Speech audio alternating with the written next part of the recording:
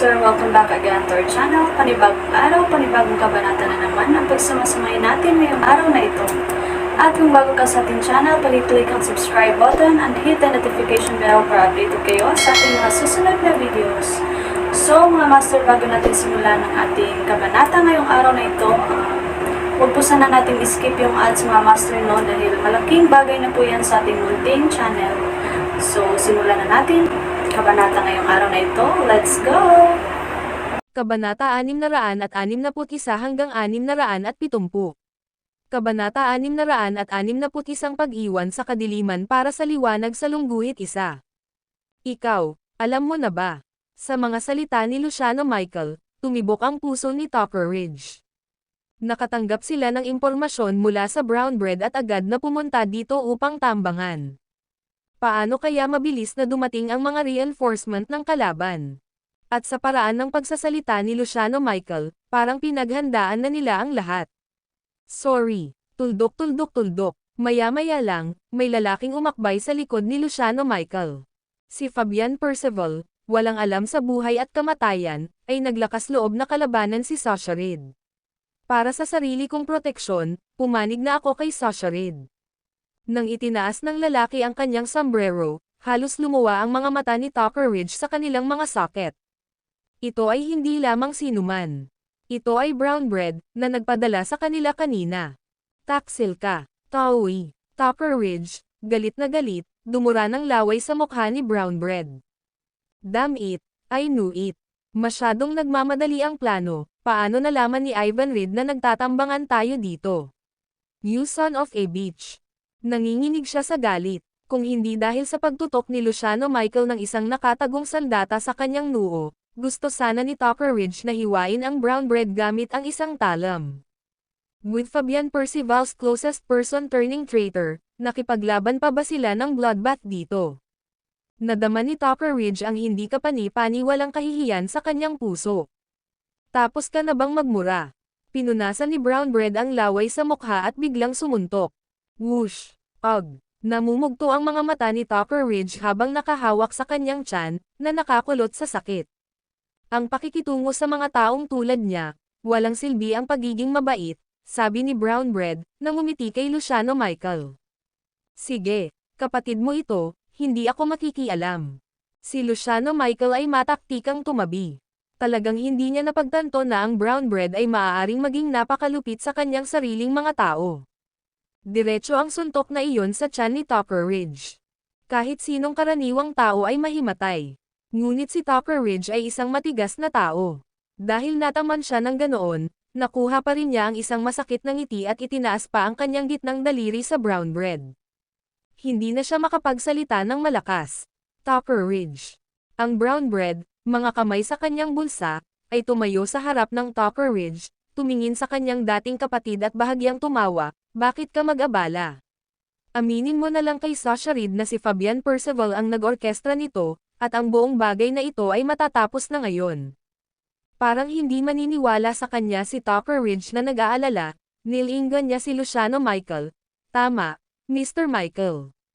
Talaga, tumanggaw si Luciano Michael, itinuro ang mga bangkay sa lupa, pinaliligtas ka ni Brown Bread, kung hindi, patay ka na.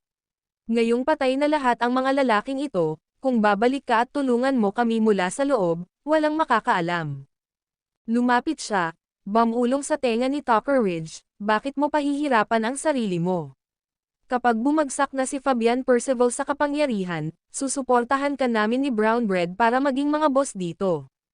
Taui, inipon ni Tucker Ridge ang kanyang huling onsa ng lakas, dumura ng laway na may bahid ng dugo sa mukha ni Luciano Michael. Namumula ang kanyang mukha, at halos bumagsak ang kanyang buong katawan. Kung hindi lang masasandalan ang sasakyan sa likod niya ay bumagsak na siya sa lupa. Anong gagawin natin? Masyadong matigas ang ulo ng lalaking ito. Si Luciano Michael ay naglabas ng panyo sa kanyang bulsa at masuyong pinunasan ang laway sa kanyang mukha. Tapos sinampal niya ng malakas. Sampal. Tucker Ridge, na nasa matinding sakit, ay direktang natambas sa lupa. Damn it, napakawalang utang na loob. Para bang naramdaman niyang hindi pa ito sapat, sumugod siya at sinimulan niyang talunin si Tucker Ridge sa mga suntok at sipa. Subukan ang pangalawang anak ng Martin family. Walang ekspresyong nakatingin si Brown Bread sa malayo. Jackson, hulihin ang pinuno ng buhay, at patayin ang iba sa lugar. Naglabas si Luciano Michael ng walkie-talkie mula sa kanyang bulsa at nagsimulang magbigay ng mga utos. Si Jackson ay isang disiplini ni Marco Pendleton, na may kakilakilabot na kakayahan sa pakikipaglaban. Sinasabing kahit na nakatagpo niya si Terry Moore, masisiguro niya ang kanyang sariling kaligtasan. Kahit katawa-tawa ito, hindi marami ang makakatakas mula sa mga tauhan ni Terry Moore. Hindi kaya ni Luciano Michael. Kung haharapin niya si Terry Moore, patay na siya sa 3 galaw. Wala pang 1 minuto ang lumipas. Isang grupo ng mga tao ang lumapit sa malayo. Nangunguna sa kanila ang 4 na disipulo ni Marco Pendleton. Kasunod nila, ang pangalawang anak ng Martin family, na puno ng dugo, ay itinutulak pasulong. Ang isang sugat ng kutsilyo sa kanyang guya ay hindi tumitigil sa pagdurugo. Nang ang pangalawang anak ng Martin family ay bumulusok sa kakahuyan kasama ang kanyang mga tauhan, biglang lumitaw ang isang grupo ng Shadow Warriors. Wala pa siyang oras para mag-react ay kaliwat kanan na ang mga tauhan niya. Ang pangalawang anak ng Martin family ay hindi kasing tapat ni Tucker Ridge, siya ay isang empleyado para sa Aaron Jackson bago siya depekto sa Fabian Percival.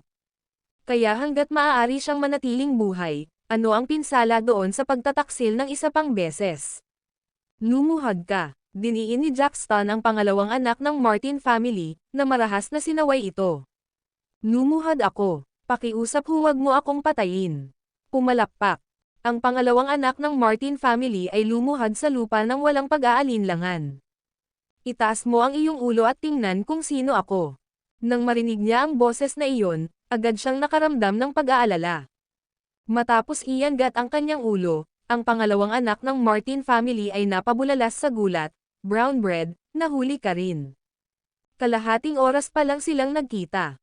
Sa oras na iyon, pagkatapos bigyan sila ng Brown Bread ng katalinuhan sa mga tauhan ni Ivan Reed, bumalik siya at ang kanyang mga tauhan sa Five Lakes Clubhouse. Nang makita siya ng biglaan, inisip ng pangalawang anak ng Martin family na dumating si Brown Bread upang iligtas si Tucker Ridge at nahuli rin siya. Pero parang may mali sa eksena. Nakahiga si Tucker Ridge sa lupa, nababalutan ng dugo, ngunit ang Brown Bread ay nakatayo habang nasa bulsa ang kanyang mga kamay, nakasuot ng maliit na sombrero, ang larawan ng kalmado. Matigas ang ulo ni Fabian Percival kay Sasha Reed. Malamig na tiningnan ni Brown Bread ang pangalawang anak ng Martin family, nangako na ako ng katapatan kay Sasha Reed. Dahil minsan tayong magkapatid, bibigyan kita ng pagkakataong magbukas ng bagong dahon. Pagkatapos magsalita, itinuro niya ang Tucker Ridge, na nakayuko sa lupa, kung hindi, iyon ang magiging kapalaran mo. Brown Bread, pinagtaksilan mo si Mr. Thornycroft. Nanlaki ang mga mata ng pangalawang anak ng Martin family sa hindi makapaniwala, hindi ito maaaring totoo. Ang Brown Bread ay isang pinagkakatiwalaang bantay na malapit kay Fabian Percival. Kung ang gayong tao ay maaaring maging taksil, ano ang pinanghahawakan niya? Sumuko ako. Walang ibang salita, mabilis na sumuko ang pangalawang anak ng pamilya Martin. Gusto ko ng matalinong tao. Tumanggo si Luciano Michael bilang kasiyahan, pagkatapos ay bumaling sa Brown Bread, paano ang nasa lupa. Ang pangalawang anak ng Martin family ay sumuko, na ginawa ang Tucker Ridge na walang silbi. O sa halip, wala na siyang halaga para pagsamantalahan. Ang taong hindi alam kung kailan babalik sa tamang landas ay hindi karapat-dapat mabuhay sa mundong ito. Walang pakialam na naglakad si Brown Bread patungo sa Tucker Ridge at naglabas ng sigarilyo mula sa kanyang bulsa. Para sa dulo, manigarilyo. Yumoko siya, inilagay ang sigarilyo sa bibig ni Tucker Ridge, at pagkatapos ay kumuha ng lighter, dahan-daang sinindihan ito. Sa lahat ng lakas na natitira niya, hinailan ni Tucker Ridge ang sigarilyo, at sa wakas ay nabawasan ang sakit sa kanyang mukha. Pagkatapos, tumahimik ang hangin sa loob ng kalahating minuto. Hanggang sa, halos maubos na ang sigarilyo sa bibig ni Tucker Ridge. Magpahinga sa kapayapaan. Basag. Tinapakan ng Brown Bread ang leeg ni Tucker Ridge. Ang tunog ng mga bali ng buto ay umabot sa pandinig ng lahat. Maging si Luciano Michael ay nakaramdam ng lamig sa kanyang gulugod. At ang pangalawang anak ng Martin family, sa sobrang takot niya ay halos mabasa niya ang kanyang pantalon. Let's go. I'm afraid na si Sasha Reed ay nababalisa na ngayon.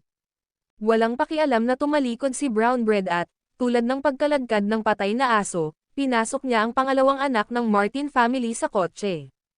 Magpapalam muna ako sa tatay ko. Kinuha ni Luciano Michael ang kanyang mobile phone, balak na ipaalam kay Sasha Reed.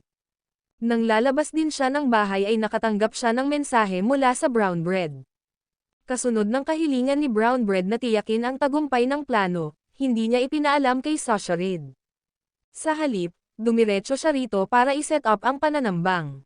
Si Luciano Michael ay nag-alinlangan noon sa Brown Bread, ngunit sa malalakas na kamay sa kanyang tagiliran, hindi siya natatakot kahit na ang kabilang partido ay may mga dahil sa kanyang manggas. Sa harap ng ganap na kapangyarihan, walang kabuluhan ang mga pukana at pandaraya. Hindi na kailangan yan. Inabot ni Brown Bread para pigilan siya at tahimik na bamulong sa tenga ni Luciano Michael, may kasama kang isa sa mga tauhan ni Fabian Percival. Ang video na ito ay edited by Urban Storytelling. Kabanata 662 ang diskarte ni Fabian Percival sa lungguhit isa. WHO. Nang marinig ang mga salita ni Brown Bread, biglang natense ang nerbiyos ni Luciano Michael. May especially iya ba si Fabian Percival sa kanila? Paano ito mangyayari? Matapos maranasan ang mga pangyayaring naganap, si Luciano Michael ay nagsimulang magtiwala ng kaunti kay Brown Bread. Pagkatapos ng lahat, hindi lahat ay maaaring maging napakalupit sa kanilang sariling mga kapatid. Tuldok-tuldok-tuldok, sa labanang ito, 12 ng mga tauhan ni Fabian Percival ang bumagsak. Lahat sila ay mga pinagkakatiwalaan niya. Hindi ko alam kung sino ang eksaktong, ngunit si Fabian Percival ay namamahala sa Gonzales City sa loob ng maraming taon at nagtanim ng ilang piraso ng chess bago siya umalis. Tahimik na tumingin si Brown Bread sa paligid at bamulong, iminumungkahi kung kunin mo ang lahat ng kanilang mga telepono. Ibalik lamang sila pagkatapos naming ligtas na makarating sa Asher Percival. Pumayag. Pagkaraan ng ilang sandali ng pag-aalinlangan, nagpasya si Luciano Michael na maayos ang plano. Kung maibabalik ni Fabian Percival ang higit sa kalahati ng mga tauhan ni Aaron Jackson sa magdamag pagkatapos bumalik sa Gonzales City, ang gayong taktika ay hindi nakakapagpagigil. Si Aaron Jackson ay dominado ang Gonzales City sa loob ng halos 4 na taon. Sa panahong iyon, tiyak na sinisiyasat niya ang mga pangunahing tauhan. Ngunit maging si Aaron Jackson, na nagbigay inspirasyon sa takot sa kanyang pangalan, ay halos tumaob sa kanal pagkatapos ng 3 taon ng pagsisiyasat. Muntik na siyang mapatay ng empleyadong pinakamalapit sa kanya. Luciano Michael ay may lahat ng dahilan upang maniwala na ang matanda ay may kakayahang itanim ang kanyang mga pinagkakatiwalaang lalaki malapit kay Ivan Reid. Jackson, kolektahin ang mga telepono ng lahat. Sa kanyang utos, agad na sinimulan ni Jackson ang utos. At nakipagtulungan si Brown Bread sa pamamagitan ng paglalagay ng kanyang telepono sa kamay ni Luciano Michael. Mr. Pendleton, hindi na kailangan ang sa iyo. Agad na tumanggi si Luciano Michael, dahil nagtutulungan tayo, natural na nagtitiwala ako sa iyo. Hindi. Inihagis ni Brown Bread ang kanyang telepono sa lupa at dinurog ito ng kanyang paa. Dahil ako ay tumalikod, hindi ako maaaring magdulot ng anumang problema sa iyo. Pagkasabi nito, diretso siyang umupo sa likuran ng armored vehicle. Ano ito sa ibaba? Pagkaupo niya, naramdaman ni Brown Bread na parang may kung ano sa ilalim ng kanyang mga paa. Totoo at peke, nakaupo sa armored jeep, tumawa si Luciano Michael at sinabing, ang totoong Elwood Thornycroft ay nasa ilalim dito. May isa pang katulad na malambot na laruan sa itaas. Ang pinakamapanganib na lugar ay ang pinakaligtas. Ngumiti din si Brown Bread at tumango bilang pagsang-ayon. Naririnig mo ba iyon? Lumingon si Luciano Michael, biglang hinubad ang kumot mula kay Elwood Thornycroft. Ngayon ang iyong ama ay nagpadala ng isang tao upang patayin ka. Kahit na, ayaw mo pa rin bang magsalita? Bagamat hindi niya maintindihan kung bakit gustong patayin ng isang malaking figure tulad ni Sasha Reed si Fabian Percival, tila isang piraso ng cake. Bakit dumaan sa lahat ng problema?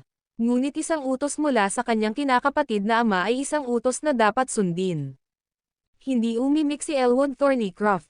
Gayunpaman, Ang kanyang mga mata ay nagpahayag ng kawalan ng pag-asa. Kanina sa sasakyan, maraming beses na sinaksak ang dummy sa itaas niya. Kung totoo ang mga saksak na iyon, kahit na may 100 buhay si Elwood Thornycroft, hindi sila magiging sapat para makatakas sa kamatayan. Miss, sorry talaga. Tumingin si Brown Bread kay Elwood Thornycroft na may mahinang ngiti, ang misyon ko ay patayin ka rin. Nang matapos niyang sabihin ito, natigilan si Luciano Michael, mahigpit na nakahawak ang kanang kamay sa kahon ng mga nakatagong armas. Kung gumawa ng hakbang si Brown Bread ngayon, mapapahamak si Elwood Thornycroft. Ngunit lumiko na ako sa Sasha Reed, kaya ligtas ka. Muling nagsalita si Brown Bread, sa kadahan-daang pumikit, nakasandal sa likurang upuan. Phew! Noon lang nakahinga ng maluwag si Luciano Michael, inutusan ang driver, pumunta ka sa Asher Percival ng mabilis hanggat kaya mo. Ngayon, hanggat bumalik siya upang magulat pabalik, makakamit niya ang isang mahusay na tagumpay. Bagamat maraming adopted children sa workforce ni Sasha Reed, hindi lahat ng adopted child ay may magandang buhay. Ang mga taong tulad ni Luciano Michael at Stacy Cook ay itinuturing na mahusay. Nagawa nilang manatiling malapit sa Sasha Reed sa buong taon at makatanggap ng mga pulang sobra na nagkakahalaga ng milyon-milyon sa panahon ng bakasyon.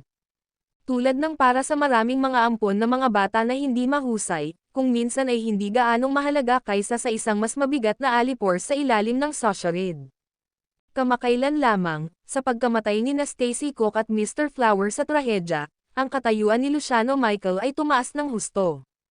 Ngunit ang kanyang mga kalaban ay hindi limitado sa namatay na si Mr. Flower at Stacy Cook. Mayroong 5 iba pang mas kakilakilabot na mga figure na palaging nasa labas ng kabisera. Ang sasakyan ay mabilis na lumayo, at ang convoy ay malapit na sumusunod sa likod. Markang Paywa. Wala pang 20 minuto ang layo nila mula sa pagbalik sa Asher Percival. Mag-ingat ka. Noon lang, biglang gumuho ang isang sementadong haligi. Ang timing ay perpekto, nangyari ito nang dumaan ang bulletproof na SUV sa ilalim ng overpass. Tili, marahas na pinaikot ng driver ang manibela. Bahagyang dumaan ang SUV, dumaan sa ilalim ng sementadong haligi.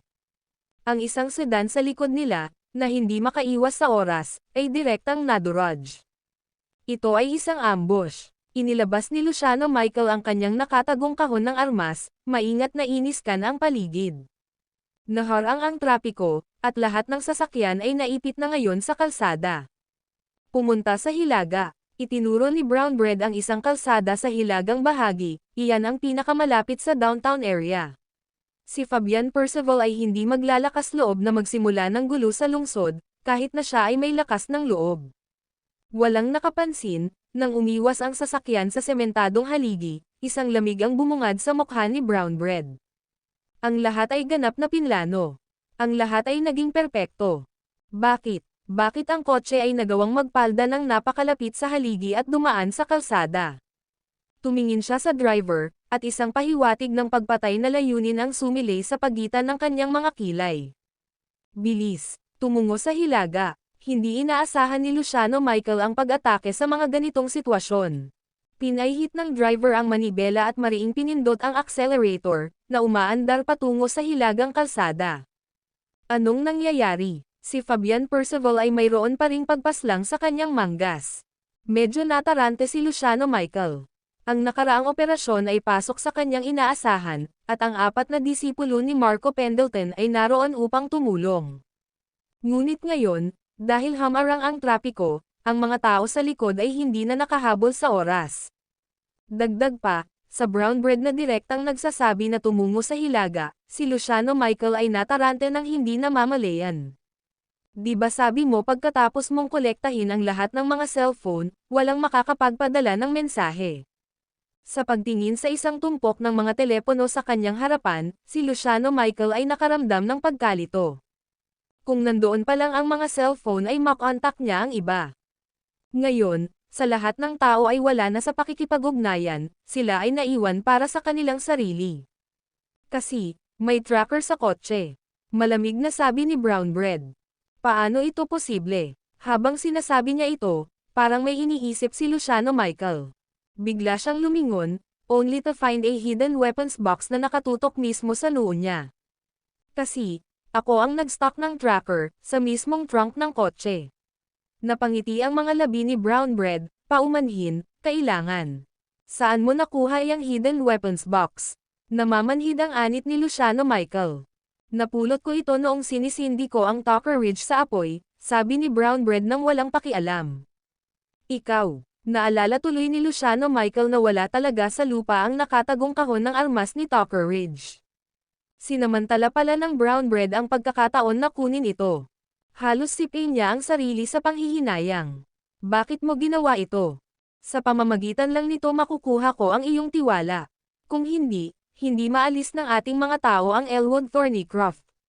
Sabi ni Brown Bread, nakatingin kay Elwood Thornycroft, na nakahiga sa kanyang paanan, mapatla ang mukha, na may malabong ngiti. Kailangan ko talagang magpasalamat sa iyo. Kung ipinaalam mo kay Ivan Reed kanina, hindi ako makakagalaw ngayon. Ito ay isang mapanganib na hakbang ni Fabian Percival. Para isakripisyo ang pangalawang anak ng Martin family at Tucker Ridge kapalit ng panlilinlang ni Brown Bread sa pagkuha ng tiwala ni Luciano Michael. Pagkatapos, sinasamantala ang pagkakataong lipulin ang lahat.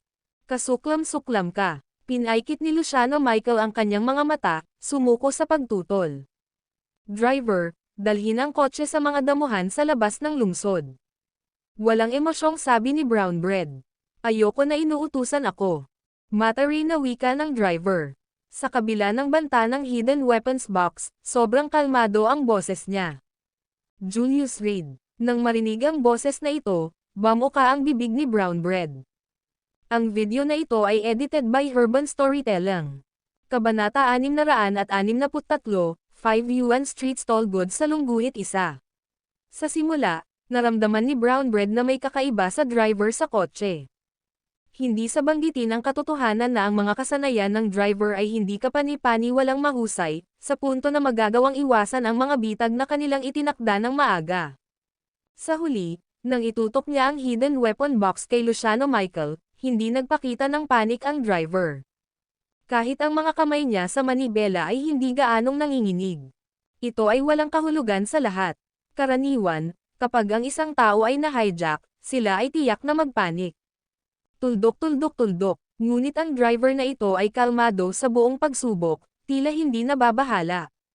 Ang Brown Bread ay walang dating pakikipag-ugnayan kay Julius Reed, ngunit batay sa binubuo nitong boses at timing ng kanyang hitsura. Gumawa siya ng matapang na hula. Ang insidente, pagkatapos ng lahat, ay may kinalaman sa tatlong partido. Fabian Percival, Ivan Reed, at Julius Reed. Ngayon sila ni Luciano Michael ay nasa kotse. Isang random na tao ang lumitaw sa driver's seat. Kahit na ang taong ito ay hindi si Julius Reed, tiyak na isa itong pinadala niya. Napakatalino mo. Si Julius Reed ay nagpatuloy sa pagmamaneho ng mahinahon, hindi man lang naapektuhan ng damdamin ng banta ng hidden weapon box. Ihinto ang sasakyan ngayon din. Inagaw ni Brown Bread ang hidden weapon box mula sa kamay ni Luciano Michael, parehong tinutukan ang dalawang lalaki. Bagamat wala siyang anumang pakikipag-ugnayan kay Julius Reed, ang paulit-ulit na kabiguan ni Fabian Percival sa kamay ng binatang ito ay naging dahilan upang hindi siya maliitin ng Brown Bread. Kasama sa mga kaganapan ngayon ang kaligtasan ni Fabian Percival sa Gonzales City. Kahit na ang buhay niya ay kapalit nito, hindi pinayagan ni Brown Bread si Ivan Reed na makahanap ng pagkakataong hampasin si Fabian Percival. Ang pinakamasamang plano ay ang mamatay ng magkasama. Ayoko talaga na tinakat ako. Si Julius Reed ay patuloy na nagmamaneho ng mag-isa. Ngunit ang direksyon ay tila hindi patungo sa lugar ng damuhan. Kapag hindi ka tumigil, papatayin kita agad. Medyo natarante na ang Brown Bread.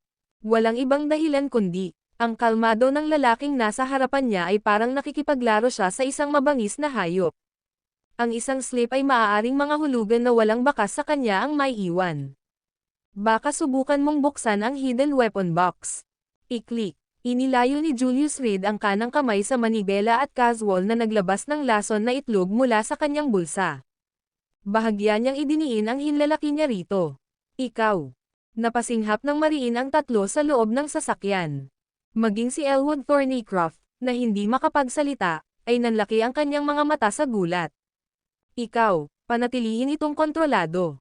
Damaloy ang pawis sa noo ni Luciano Michael. Ngayon, itinuturo siya ng isang hidden weapon box habang may lason na itlog sa malapit. Hindi sapat ang siyam na buhay para iligtas siya. Naisip niya na ang pagpunta sa Gonzales City ay hahayaan siyang sumikat sa tabi ni Ivan Reid at higit na pahalagahan ng kanyang ninong sa kanyang pagbabalik. Ngunit ngayon ay tila ang Gonzales City ay talagang ang pintuan ng impyerno. Ayaw mo na bang mabuhay? Matapos ang saglit na pagkatulala, unti-unting kumalma ang brown bread. Siyempre gusto kong mabuhay. Si Julius Reid ay nagmamaneho gamit ang isang kamay, ang destinasyon ay hindi alam ng sinuman. Kung sumabog ang lason na itlog, wala sa aming apat ang mabubuhay. Malamig na sabi ni Brown Bread, ngunit medyo nanginginig na ang kamay niyang nakahawak sa hidden weapon box. Marahil may mga tao talaga sa mundong ito na hindi natatakot mamatay. Ngunit ang Brown Bread ay hindi isa sa kanila. Bagaman maraming beses na niyang tinakasan ang dulo ng buhay at kamatayan, ang nagbigay daan sa kanya na mabuhay ay ang matibay na kalooban na mabuhay. Kapag mabubuhay ang isang tao, sino ang pipiliin ang kamatayan?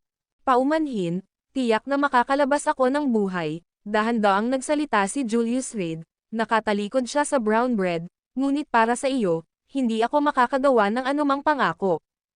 Kung gayon, sabay tayong mamamatay. Namuo ang malamig na pawis sa noo ni Brown Bread. Hindi nakakagulat na nahulog si Fabian Percival sa mga kamay ni Julius Reid, ang taong ito ay hindi naglaro ng mga patakaran. Kung papatayin kita ngayon, ang pinakamalaking banta ni Mr. Thornycroft sa Gonzales City ay aalisin. Ang walang kwentang buhay ko para sa buhay ng Panginoon ng Gonzales City, sulit. Habang binibigkas niya ang mga salitang ito, nag-igting ang kanyang panga, inihahanda ang sarili para sa pinakamasama.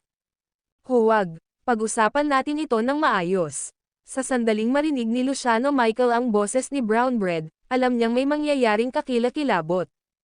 Ito ang ritmo ng kapwa pagkawasak. Sa bagay, bodyguard lang naman ni Brown Bread. Samantalang si Elwood Thornycroft ay anak ni Fabian Percival, si Julius Reid ang nakatagong utak sa likod ng Gonzales City, at siya mismo ang pinakapinaburan na ampon ni Ivan Reid. Sa apat, ang buhay ni Brown Bread ay ang pinakamaliit na halaga. Kung ito ay talagang nauwi sa kapwa pagkawasak, kung gayon ang Brown Bread ay kumikita. Gusto kong manatiling kalmado, ngunit sa isang taong may hawak na lason na itlog sa kanilang kamay, hindi ako mapakali. Huminga ng malalim si Brown Bread, lalong namula ang mukha. Sa pagsunod kay Fabian Percival sa hirap at ginhawa sa paglipas ng mga taon, nalampasan ng Brown Bread ang maraming bagyo. Ang masalimuot na kasaysayang ito ay naging dahilan kung bakit siya naging napakatatag na tao. Dahil sa pagiging matatag na ito, ginawa siyang personal guard ni Fabian Percival. Ngunit ngayon, nakaharap kay Julius Reid, ang lahat ng naramdaman ng Brown Bread ay pagsupil. Isang muntik ng mabaliw na pakiramdam ng pang-aapi ang bumungad, na nangingibabaw sa lahat. Ang kalmado ng kanyang kalaban, ang pagiging casual, sa ganoong tense na kapaligiran, ay tila wala sa lugar. Katulad ito ng kalmadong ipinakita ni Zhou Liang noong Empty Fort Strategy. Nabalot ng katahimikan ang SUV. Isang buong 3 minuto. Bukod sa ingay ng sasakyan na umaandar ay walang ibang ingay. Ang 3 minutong iyon ay parang isang siglo. Basang-basa si Luciano Michael, namutla ang labi.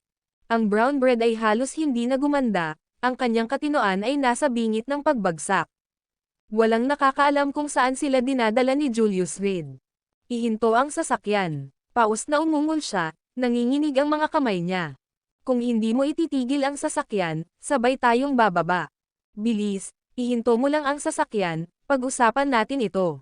Sinimulan din ni Luciano Michael na hikayatin si Julius Reid. Ngayon ay pinagsisihan niya ito hanggang sa buong loob. Pagkasakay sa sasakyan, paanong hindi niya napansin na pinalitan ang driver. Kahit na hindi pa niya nakita ng personal si Julius Reid, bago siya pumunta sa Gonzales City, nakarinig pa rin siya ng ilang chismis tungkol kay Julius Reid. Sinabi nila na ang binatang ito ay napakawalang katwiran, na may background na nababalot ng misteryo. Ngayon, nang makita siya ng personal, napagtanto ni Luciano Michael, ang mga adjectives na iyon ay hindi sapat upang ilarawan ang takot ng lalaking ito. Sa edad na 20, Taglay niya ang pag-iisip ng isang 40 o 50 taong gulang. Pagkatapos ay buksan mo ang kahon ng sikretong armas. Sa pagharap sa banta, si Julius Reed ay hindi nataranta, kahit na casual na itinaas ang kanyang daliri. Sa sandaling iyon, pawis na pawis ang mga tao sa sasakyan. Isa itong lason na itlog na na-pressure, ang pag-angat lang nito ay magiging dahilan ng pagsabog nito. Kung gayon, sabay tayong mamatay. Hindi na nakayanan ni Brown Bread ang pressure na tila ba nakatungo sa pagdurog sa kanya. Mas gugustuhin niyang mapahamak kasama si Julius Reed. Ngunit sa sandaling iyon, biglang itinapon ni Julius Reed ang lasong itlog. Halos likas na inabot ng Brown Bread para saluhin ito. Isang ganap na likas na reaksyon ng tao. Paumanhin, peke ang lason na itlog. Sa sandaling nahuli niya ang lason na itlog, pinaandar ni Julius Reed ang preno. Gamit ang inertia, inagaw niya ang secret weapon box ng direkta mula sa mga kamay ni Brown Bread. Ngayon, may sasabihin ka pa ba? Hawak ng magkabilang kamay ni Julius Reed ang secret weapon box, nakaupo sa passenger seat, tinuro si Luciano Michael at Brown Bread. Pinaglalaroan mo ako. Walang tigil na kumikibot ang bibig ni Brown Bread, nanginginig ang kamay niyang nakahawak sa plastik na lason na itlog. Makakagawa ka man lang ng metal, itong plastik. Puno siya ng puot, isang plastik na lason na itlog, at hindi niya ito nakilala. Sisihin ang sarili niyang kaba, hindi man lang pinapansin ang lason na itlog. Sinong mag-aakala, ang pinaka-untouchable character sa Gonzales City, ay matatakot ang mga tao gamit ang isang plastik na lason na itlog. Ito ay mura, cost-effective, nagkibit-balikat si Julius Reed at walang pakialam na sinabi, binili ito sa gilid ng kalsada papunta dito, $5. Sino ang magre-reimburse niyan? Ako. Maingat na binuksan ni Luciano Michael ang kanyang mga damit upang ipakita na wala siyang nakatagong talam, pagkatapos ay maingat na naglabas ng isang card. Kuya Reed, matagal ko nang hinahangaan ang iyong reputasyon. May 10 milyon dito, mabibili ko ba ang buhay ko niyan? Nanginginig niyang inabot ang card, isang masakit na pilit na ngiti sa kanyang mukha. Ang video na ito ay edited by Urban Storytelling. Kabanata 664 na maglaro tayo sa lungguhit isa. Bagamat hindi niya matiyak na ang taong nauna sa kanya ay si Julius Reed, hindi maaaring magkamali ang pagtrato sa kanya ng sinseridad dahil kay Julius Reed. Mahigpit na sinundan ni Luciano Michael si Ivan Reed sa loob ng maraming taon at mas may karanasan sa paghawak ng mga bagay na ito kaysa sa Brown Bread. Ito lang ang dala ko, ngunit kung hindi ito sapat, maaari kong hilingin sa aking adoptive father na magdala ng mas maraming pera para sa aking pantubos, sabi niya habang magalang niyang iniabot ang card. Walang password ang card na ito. Kung hindi ka naniniwala sa akin, maaari mong ayusin para sa isang tao na suriin ito ngayon. Kung lagi kang nasa tabi ng ilog, paanong hindi mababasa ang sapatos mo? Matagal nang inihanda ni Luciano Michael ang ganoong bank card na walang password, sa pag-aakalang may iligtas nito ang kanyang buhay sa mga oras ng panganib. Kung tutuusin, kung talagang namatay ang isang tao, ang pera ay nagiging basurang papel lamang. Tuldok, hindi ko sinabing gusto ko ng pera. Sinulyapan ni Julius Reed ang bank card sa kamay ni Luciano Michael at itinulak ang pinto ng kotse, lumabas ka at mag-usap tayo. Okay. Walang sabi-sabi, hinawakan ni Luciano Michael ang card sa kanang kamay at mabilis na lumabas ng sasakyan. Samantala, nakaupo si Brown Bread sa kotse na may pagtatampo na mukha, at walang nakakaalam kung ano ang iniisip niya. Whoosh! Nang makita ang kilos ni Brown Bread, itinaas ni Julius Reed ang kanyang kamay at hinihagis ang isang dart box. Ang dart ay lumipad ng hindi nagkakamali, dumaan sa templo ni Brown Bread at tumama sa bulletproof na salamin sa likurang pinto ng jeep. Lumabas ka. Marahang pinabuga ni Julius Reed ang asol na usok mula sa bibig ng dart box na may mapanuksong ekspresyon sa mukha. Way! Huminga ng malalim si Brown Bread, mahigpit na nakakuyom ang kanyang mga kamao. Makalipas ang kalahating minuto ay pinili niyang bumaba ng sasakyan. Ang dart box ay nag-iwan ng mantsa ng dugo sa kanang bahagi ng kanyang ulo. Kung ang dart ay nakalayo ng kalahating sentimetro, ang Brown Bread ay isa na ngayong patay na tao. Kuya Reed, kumita tayo ng payapa. Sa sandaling ito, si Luciano Michael ay patuloy na nagpapakita ng kahinaan, ganap na inilantad ang kanyang takot sa kamatayan.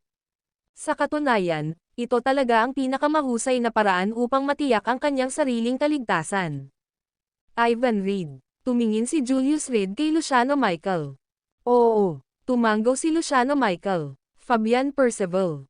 Humph. Malamig na sumangot si Brown Bread, puno ng pagpatay ang kanyang mukha. Kung bibigyan ng isa pang pagkakataon, papatayin niya si Julius Reed ng walang pag-aalinlangan. Masyadong makapangyarihan ang lalaking ito. Tiyak na siya ang magiging pinakamalaking banta ni Fabian Percival sa hinaharap. Pero sayang naman, siya ay talagang binawi ng isang plastik na laso na itlog. Sa pag-iisip nito, mas hinigpitan pa ni Brown Bread ang kanyang mga kamao. Pareho sa mga paksayon niyo gusto akong patayin. Hinawakan ni Julius Reed ang dart box sa kanyang kamay, nakatingin sa dalawang lalaking nasa harapan niya. Ano ang dapat kong gawin? Mr. Reed, lahat ng ito ay hindi pagkakaunawaan. Sumikip ang puso ni Luciano Michael habang nagmamadaling nagpaliwanag, si Sasha Reed ay walang sama ng loob sa iyo, gusto lang niyang malaman kung sino ang pumatay kay Stacy Cook. Si Stacy Cook ay pinatay ni Elwood Thornycroft at ng kanyang mga tauhan, malamig na sabi ni Julius Reed. Sinisiraan mo ako. Malamig na tumawa si Brown Bread habang nakatingin kay Julius Reed. Malinaw na ikaw ang may pagkana laban sa Cook family, na humantong sa pagpatay kay Stacy Cook. Kung talagang mag-iimbestiga si Ivan Reed, hindi ka makakatakas sa kamatayan. Sa pagsasabi nito, mahalagang kinumpirma niya ang motibo para pumatay ng tao si Julius Reed. Hanggat nabubuhay si Luciano Michael, tiyak na malalaman ito ni Ivan Reed. Ito ay hindi direktang pinipilit si Julius Reed na patayin si Luciano Michael para patahimikin siya. Tigilan mo ako sa paninirang puri. Nagulat si Luciano Michael, ang kanyang mga taon ng karanasan sa underworld ay nagpapahintulot sa kanya na maunawaan ng mabuti ang mga intensyon ni Brown Bread. Brother Reed, ito lang ang diskarte ni Fabian Percival para maghasik ng discord. Sinusubukan niyang magudyok ng mga pagpatay sa pagitan natin para kumita sa ating alitan. Sabi niya, nakatutok ang mga mata niya kay Julius Reed. Pagkatapos magsalita, nanatili ang tingin niya kay Julius Reed. Nais niyang makasigurado kung ang hindi mahuhulaan na binata na ito ay naglalayong iligtas siya. Kinasusuklaman niya ang Brown Bread mula sa kaibuturan ng kanyang puso. Kahit nasumong pa siya sa langit na hindi siya magpapakalat ng chismis, natatakot siyang hindi siya patatawarin ni Julius Reed. Pagkatapos ng lahat, ang isang patay na tao lamang ang maaaring magtago ng lihim. Ngunit si Luciano Michael ay labis ding nabigla. Si Julius Reed ay kasangkot sa paglipol ng Cook family. Kung totoo ito, tiyak na magpapadala si Ivan Reed ng Shadow Warrior sa kanya. Ang piraso ng impormasyong iyon ay napakahalaga. Pagkakataon. Ito ang pinakadakilang pagkakataon ni Luciano Michael mula nang dumating sa Gonzales City. Hanggat kaya niyang ibuka ang bibig ni Elwood Thornycroft gamit ito, siya ang magiging pinakapaboren at pinagkakatiwalaang ampon ni Ivana Reed. Ganyan naman. Tumawa ng malakas si Brown Bread. Anyway, I'm certain to die today, might as well speak my mind. Ngayon, si Luciano Michael ay nakatakdang mamatay. Pumunta si Ivan Reed sa Gonzales City upang imbestigahan ang dahilan ng pagkamatay ni Stacy Cook dahil lamang sa isang ampon na anak ang napatay, at hindi niya nailigtas ang mukha. Kung mawalan siya ng isa pang ampon, lubos na mapapahiya ang matanda. Sa oras na iyon, si Julius Reed ay tiyak na mahukay ni Ivan Reed. Gaano man kalawak ang iyong divine skills, matakasan mo ba ang Five-Finger Mountain ni Ivan Reed? Kayong dalawa ay napakahirap para sa akin. Julius Reed, na may hawak na dark weapon box sa magkabilang kamay, walang emosyong itinuro ang dalawang lalaki. Luciano Michael, naniniwala ba kayo sa sinabi niya? Ayoko. Ipinilig ni Luciano Michael ang kanyang ulo na parang rattle drum. Hindi siya tanga. Ang sabihing naniniwala siya na ito ngayon ay parang naghihintay na tamaan ng isang madilim na kahon ng armas. Naniwala siya. At kapag bumalik siya, sasabihin niya kaagad kay Ivan Reed, napatingin si Brown Bread kay Luciano Michael, isang ngiti na gumuhit sa gilid ng kanyang bibig. Dahil hindi na siya nakaligtas, baka may kaladka rin siyang kasama niya. Gawin natin ito. Pagkatapos, maglaro tayo ng isang laro. Nahihirapang sinabi ni Julius Reed, ngayon, isa lang sa inyong dalawa ang balak kong patayin. Kung sino ang mabubuhay, nasa inyong kakayahan iyon. Ang kinalalagyan nila ay isang abandonadong pantalan. Mga 10 o higit pang kilometro ang layo nito mula sa madamong bukid. Kahit nasubaybayan sila ng mga tauhan ni Fabian Percival gamit ang tagahanap, magtatagal ito. Ang Gonzales City ay napapaligiran ng dagat sa 3 panig, na may 12 mga pantalan, malaki at maliit. Ang mga inabandona naman, mas marami pa. 5 metro ang taas ng pantalan, na may malalim na dagat sa ilalim. Ibinibigay ko sa iyo ang 2 dark weapon box na ito, kung sino ang mabubuhay ay kailangang umasa sa kanilang mga kakayahan. Napaatras si Julius Reed, nakatayo sa gilid ng pantalan. Ang kanyang mga kamay ay mahigpit na nakahawak sa madilim na mga kahon ng sandata, dahan-daang yumuyuko, handang ihagis ang mga ito. Sa kanyang mga salita, ang atensyon ng 2 lalaki ay ganap na nakatuon sa madilim na mga kahon ng armas. Kung sino ang unang makakahawak sa dark weapon box ay magkakaroon ng pagkakataong mabuhay. Parehong huminga ng malalim ang 2 lalaki, naghahanda sa pakikipaglaban para sa maitim na mga kahon ng sandata. 1, 2, nang magbilang siya ng 2, ang nerbiyos ng magkabilang lalaki ay nakatali na. Ang lahat ng kanilang atensyon ay nasa madilim na mga kahon ng armas sa mga kamay ni Julius Reed. Para sa isang sandali, ang mundo ay tila tumigil. Madilim na mga kahon ng armas. Madilim na mga kahon ng armas. Madilim na mga kahon ng armas. Nakita lang nila ang madilim na mga kahon ng armas sa kanilang mga mata. Ang pagnanais na mabuhay ay ganap na sumabog sa sandaling ito. 3. Swish. Itinulak ni Julius Reed ang kanyang mga kamay pasulong, inihagis ang mga maitim na kahon ng sandata. Halos magkasabay, tumalon si Luciano Michael sa ere, sinuntok ng malakas sa likod ang brown bread. Whoosh! Brown bread, nawalan ng balanse, nahulog sa lupa, ang kanyang mukha ay nagpapakita ng kawalan ng pag-asa. Ang mga kasanayan sa martial art ni Luciano Michael ay hindi mas malakas kaysa sa brown bread. Naubos na ang lahat ng lakas niya noong panahong binyantaan ni Julius Reed si brown bread ng pekeng lason na itlog sa sasakyan. Bilang isang resulta, ang kanyang mga function ng katawan ay ganap na hamina. Kung hindi, paano siya natamba ni Luciano Michael sa isang suntok? Nakuha ko. Sa sandaling hinawakan niya ang madilim na kahon ng sandata, tumawa si Luciano Michael, itinuro ang bibig ng kahon ng direkta kay Julius Reed, paumanhin, ang iyong katalinuhan ay maaaring magdulot sa akin ng magandang kinabukasan. Pagkatapos magsalita, mabilis niyang pinaandar ang mekanismo. Ang kailangan lang niyang gawin para umalis ng buhay ay patayin si Julius Reed. Habang nakababa ang brown bread at walang dark weapon box, tiwala si Luciano Michael na maaalis niya ang 2 lalaki sa loob ng 1 segundo. Pagkatapos, siya na lang ang magiging survivor. Sa tingin mo ba ay ikaw ang may kontrol sa larong ito? Go to hell. Click. Ngunit sa susunod na sandali, biglang nawala ang ngiti sa labi niya. Walang dart sa dark weapon box. Ito ay tunog ng isang bakanteng silid. Ang video na ito ay edited by Urban Storytelling. Kabanata 665 ang batas ng tunay na halimuyak sa lungguhit 1. Pinaglalaroan mo ako. Agad namutla ang mukha ni Luciano Michael. Walang dart sa loob ng kahon ng mga nakatagong armas. Ngayon, alam ko na kung sino ang makakaligtas. Itinuro ni Julius Reed ang kahon ng mga nakatagong sandata sa lupa. Narito, mayroon talagang mga darts. Sa sandaling bumagsak ang kanyang boses, ang brown bread, na nakahandusay sa lupa na naghihintay ng kamatayan, ay biglang bumangon.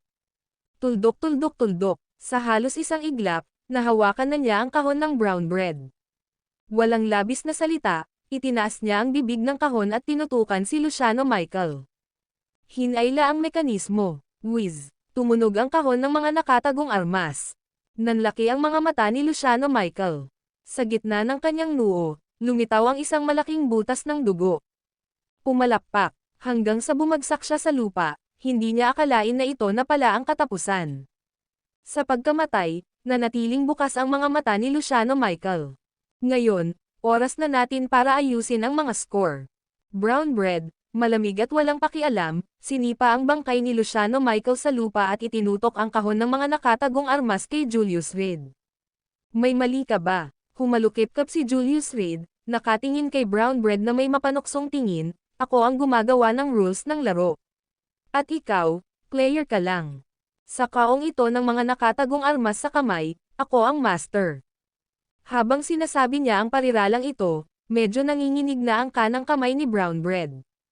Lahat ng kanyang galit, ayaw, at panunupil. Sa sandaling iyon, lahat ng ito ay sumabog. Lumuhad ka. Kapag ang isang tao ay narepress ng napakatagal, at nakontrol niya muli ang sitwasyon, ang kanilang mga emosyon ay nagiging hindi makontrol. Ang Brown Bread ay hindi na ang poised at cold-blooded shadow warrior. Siya ay naging isang mamamatay tao na medyo nawalan ng kontrol sa kanyang isip. Lumuhad. Tinaas ni Julius Reed ang kanyang kilay, mapang-asar na sinabing, sa kamay mo lang. Sa pamamagitan ng kahon ng mga nakatagong armas sa aking kamay.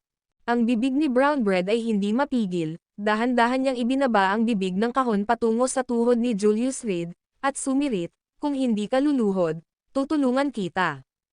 Nang magkaroon ng pagkakataong mapaluhod sa kanyang paanan ang mga demonyong nagpang-inag sa mga amo ng Gonzales City.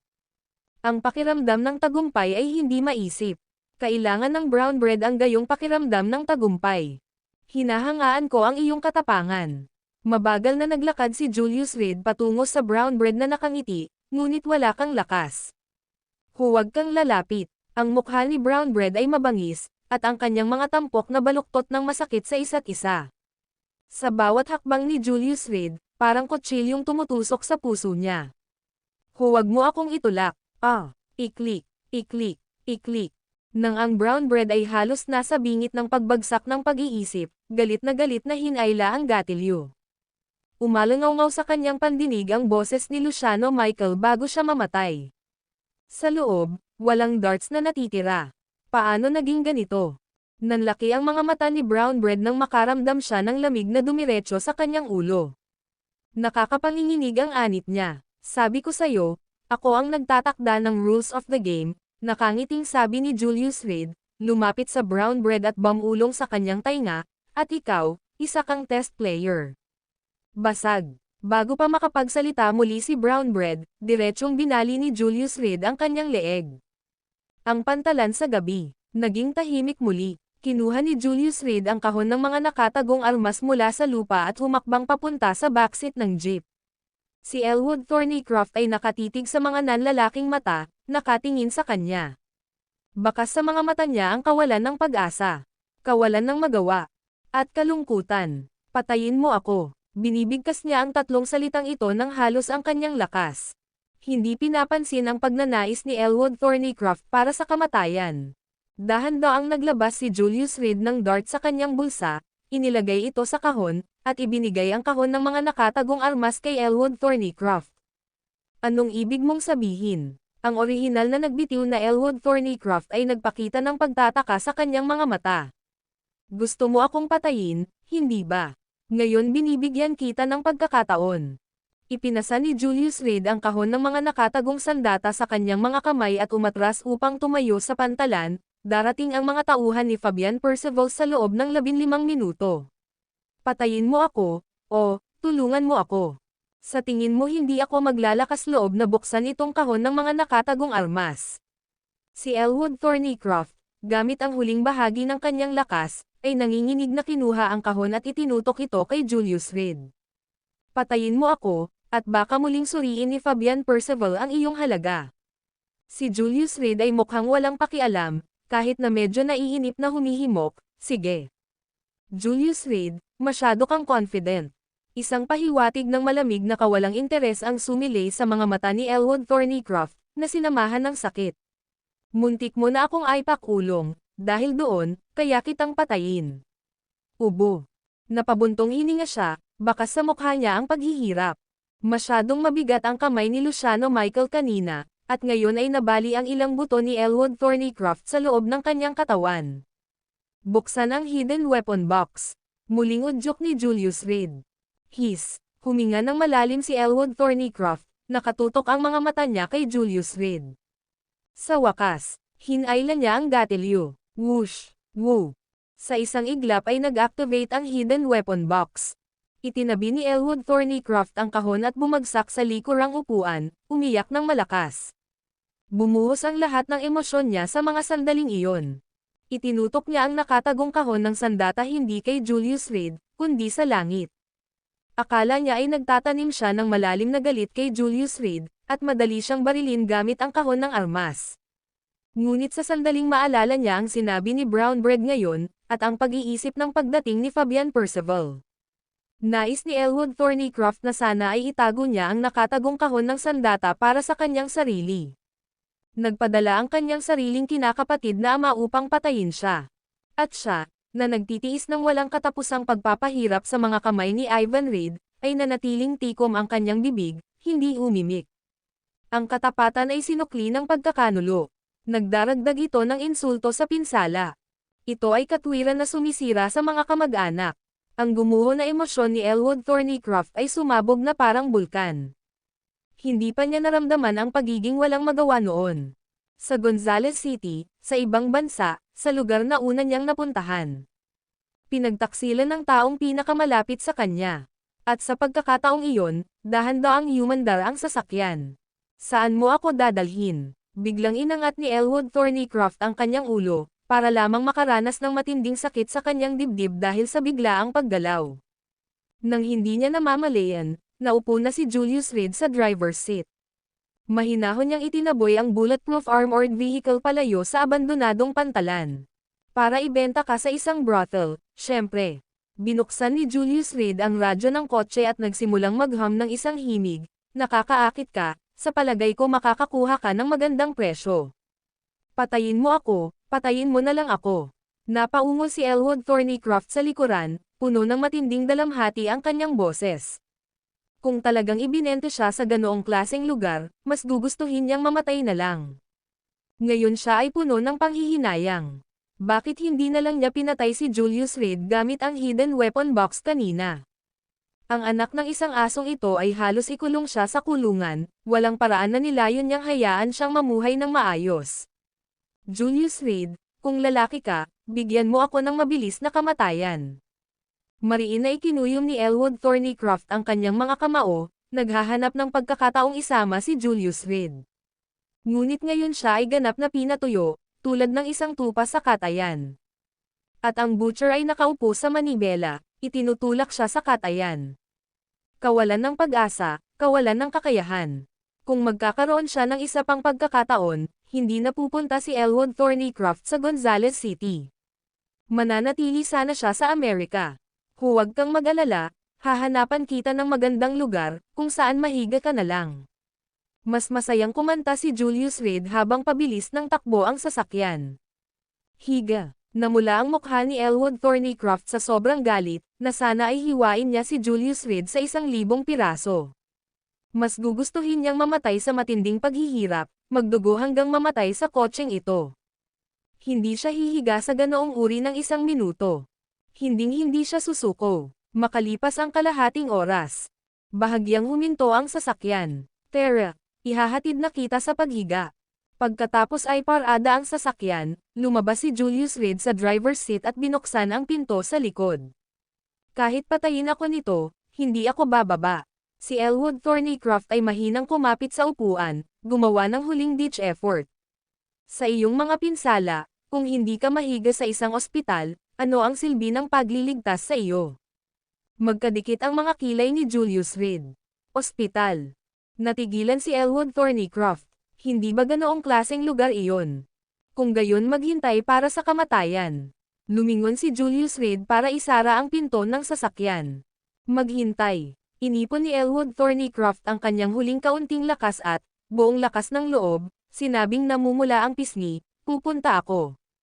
Sa katunayan, walang sino man ang makakatakas sa batas ng tunay na kaluguran. Ang video na ito ay edited by Urban Storytelling.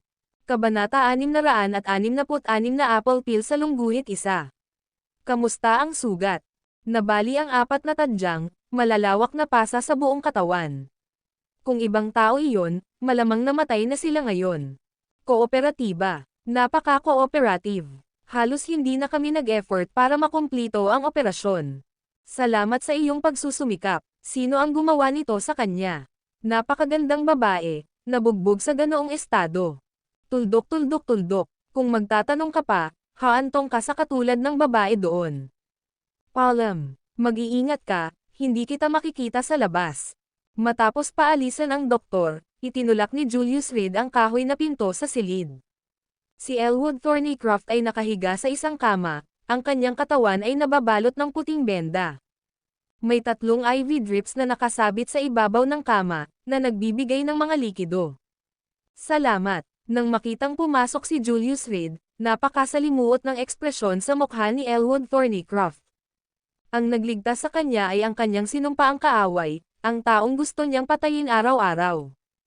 At ang gustong pumatay sa kanya ay ang kanyang sariling foster father. Kahit na handang isakripisyo ang buhay ng magkakapatid na korporasyon bilang kabayaran, hinikayat niya si Luciano Michael sa bitag para lamang kitilin ang kanyang buhay. Ang paghuli sa iyo ni Ivan Reed ay hindi maaaring tungkol sa pagkamatay ni Stacy Cook. Umupo si Julius Reed sa yulunan ng kama ni Elwood Thornycroft, pumitas ng mansanas mula sa plato ng prutas, at magaling na binalatan ito gamit ang kutsilyo ng prutas. Nagulat si Elwood Thornycroft sa napakagandang kasanayan sa kutsilyong iyon. Sa halos 3 segundo, isang mansanas ang nabalatan. At ang lapad ng balat ng mansanas ay eksaktong pareho. Nang naisip ni Elwood Thornycroft na ang mansanas na ito ay susunod na para sa kanya. Crunch! Kumagat si Julius Reed at sinabi sa sarili, ang sweet talaga. Dahil nabilanggo ng halos 1 araw, at dumanas ng maraming pambubugbog, si Elwood Thornycroft ay pisikal at mental na pagod. Sa loob ng halos 24 na oras, wala siyang kahit isang patak ng tubig o kahit isang kagat ng pagkain. Nang marinig ni Julius Reed ang pagnguya ng mansanas, hindi niya napigil ang lumunok ng laway. Ang mga bagay na hindi niya kailanman itinuturing na partikular na kaakit-akit noon ay tila hindi kapani-paniwalang mahalaga sa sandaling ito. Gusto mo? Si Julius Reed ay kumain ng mansanas sa 2 kagat lamang, pagkatapos ay kumuha ng pangalawa. Bago pa makatango si Elwood Thornycroft, nabalatan na ang pangalawang mansanas. Kung may apple peeling competition, siguradong mananalo si Julius Reed sa championship. Ang Global Championship, kumbaga. Pagkatapos ipasok ang mansanas sa bibig ni Elwood Thornycroft, nagpatuloy si Julius Reed sa pagsasalita ng hindi nababagabag, dumating si Stacy Cook sa Gonzales City para sa isang misyon. Kung gusto ni Ivan Reed na ipaghiganti ang kanyang ampon na anak, maaari ka na lang niyang patayin, hindi na kailangan ng mga ganitong komplikasyon. Nang matapos siyang magsalita, bahagyang gumalaw ang bibig ni Elwood Thornycroft. Sa huli, nanatili siyang tahimik. Sa tingin ko ay nakuha ka ni Ivan Reed dahil gusto niyang kumuha ng ilang kapaki-pakinabang na impormasyon o makakuha ng isang bagay na mahalaga. Kung ano ito, hindi ako sigurado. Ngunit sasabihin ko sa iyo, ang bagay na iyon ay napakahalaga din sa akin. Tumayo si Julius Reed, at muli ay ekspertong nagbalat ng mansanas. Nilagay niya ito sa fruit plate at aalis na sana. Maghintay. Sa sandaling lumingon siya, biglang nagsalita si Elwood Thornycroft. Sa sandaling ito, ang mukha ni Elwood Thornycroft ay puno ng tunggalian, pakikibaka, at sakit. Sa buhok ko, may hairpin. Pagkasabi niya nito ay agad na lumapit si Julius Reed at hinugot ang hairpin sa buhok ni Elwood Thornycroft. Tulad ng inaasahan, sa paningin ng hairpin, isang kaseryosohan na hindi kailanman nakita ang kumikislap sa kanyang mga mata. Nagsimula na ring manginig ang kamay niyang nakahawak sa hairpin. Are you okay? Napansin ang hindi pangkaraniwang pag-uugali ni Julius Reed, nagtanong si Elwood Thornycroft sa mahinang boses. Saan mo nakuha ito? Ang mga mata ni Julius Reed ay nakatutok sa hairpin, at ang singsing sa kanyang daliri ay nagsimula ring bahagyang kumurap na may pulang ilaw. Noong araw na nakipag-away ako kay Stacy Cook, ginamit niya ang sandata na ito.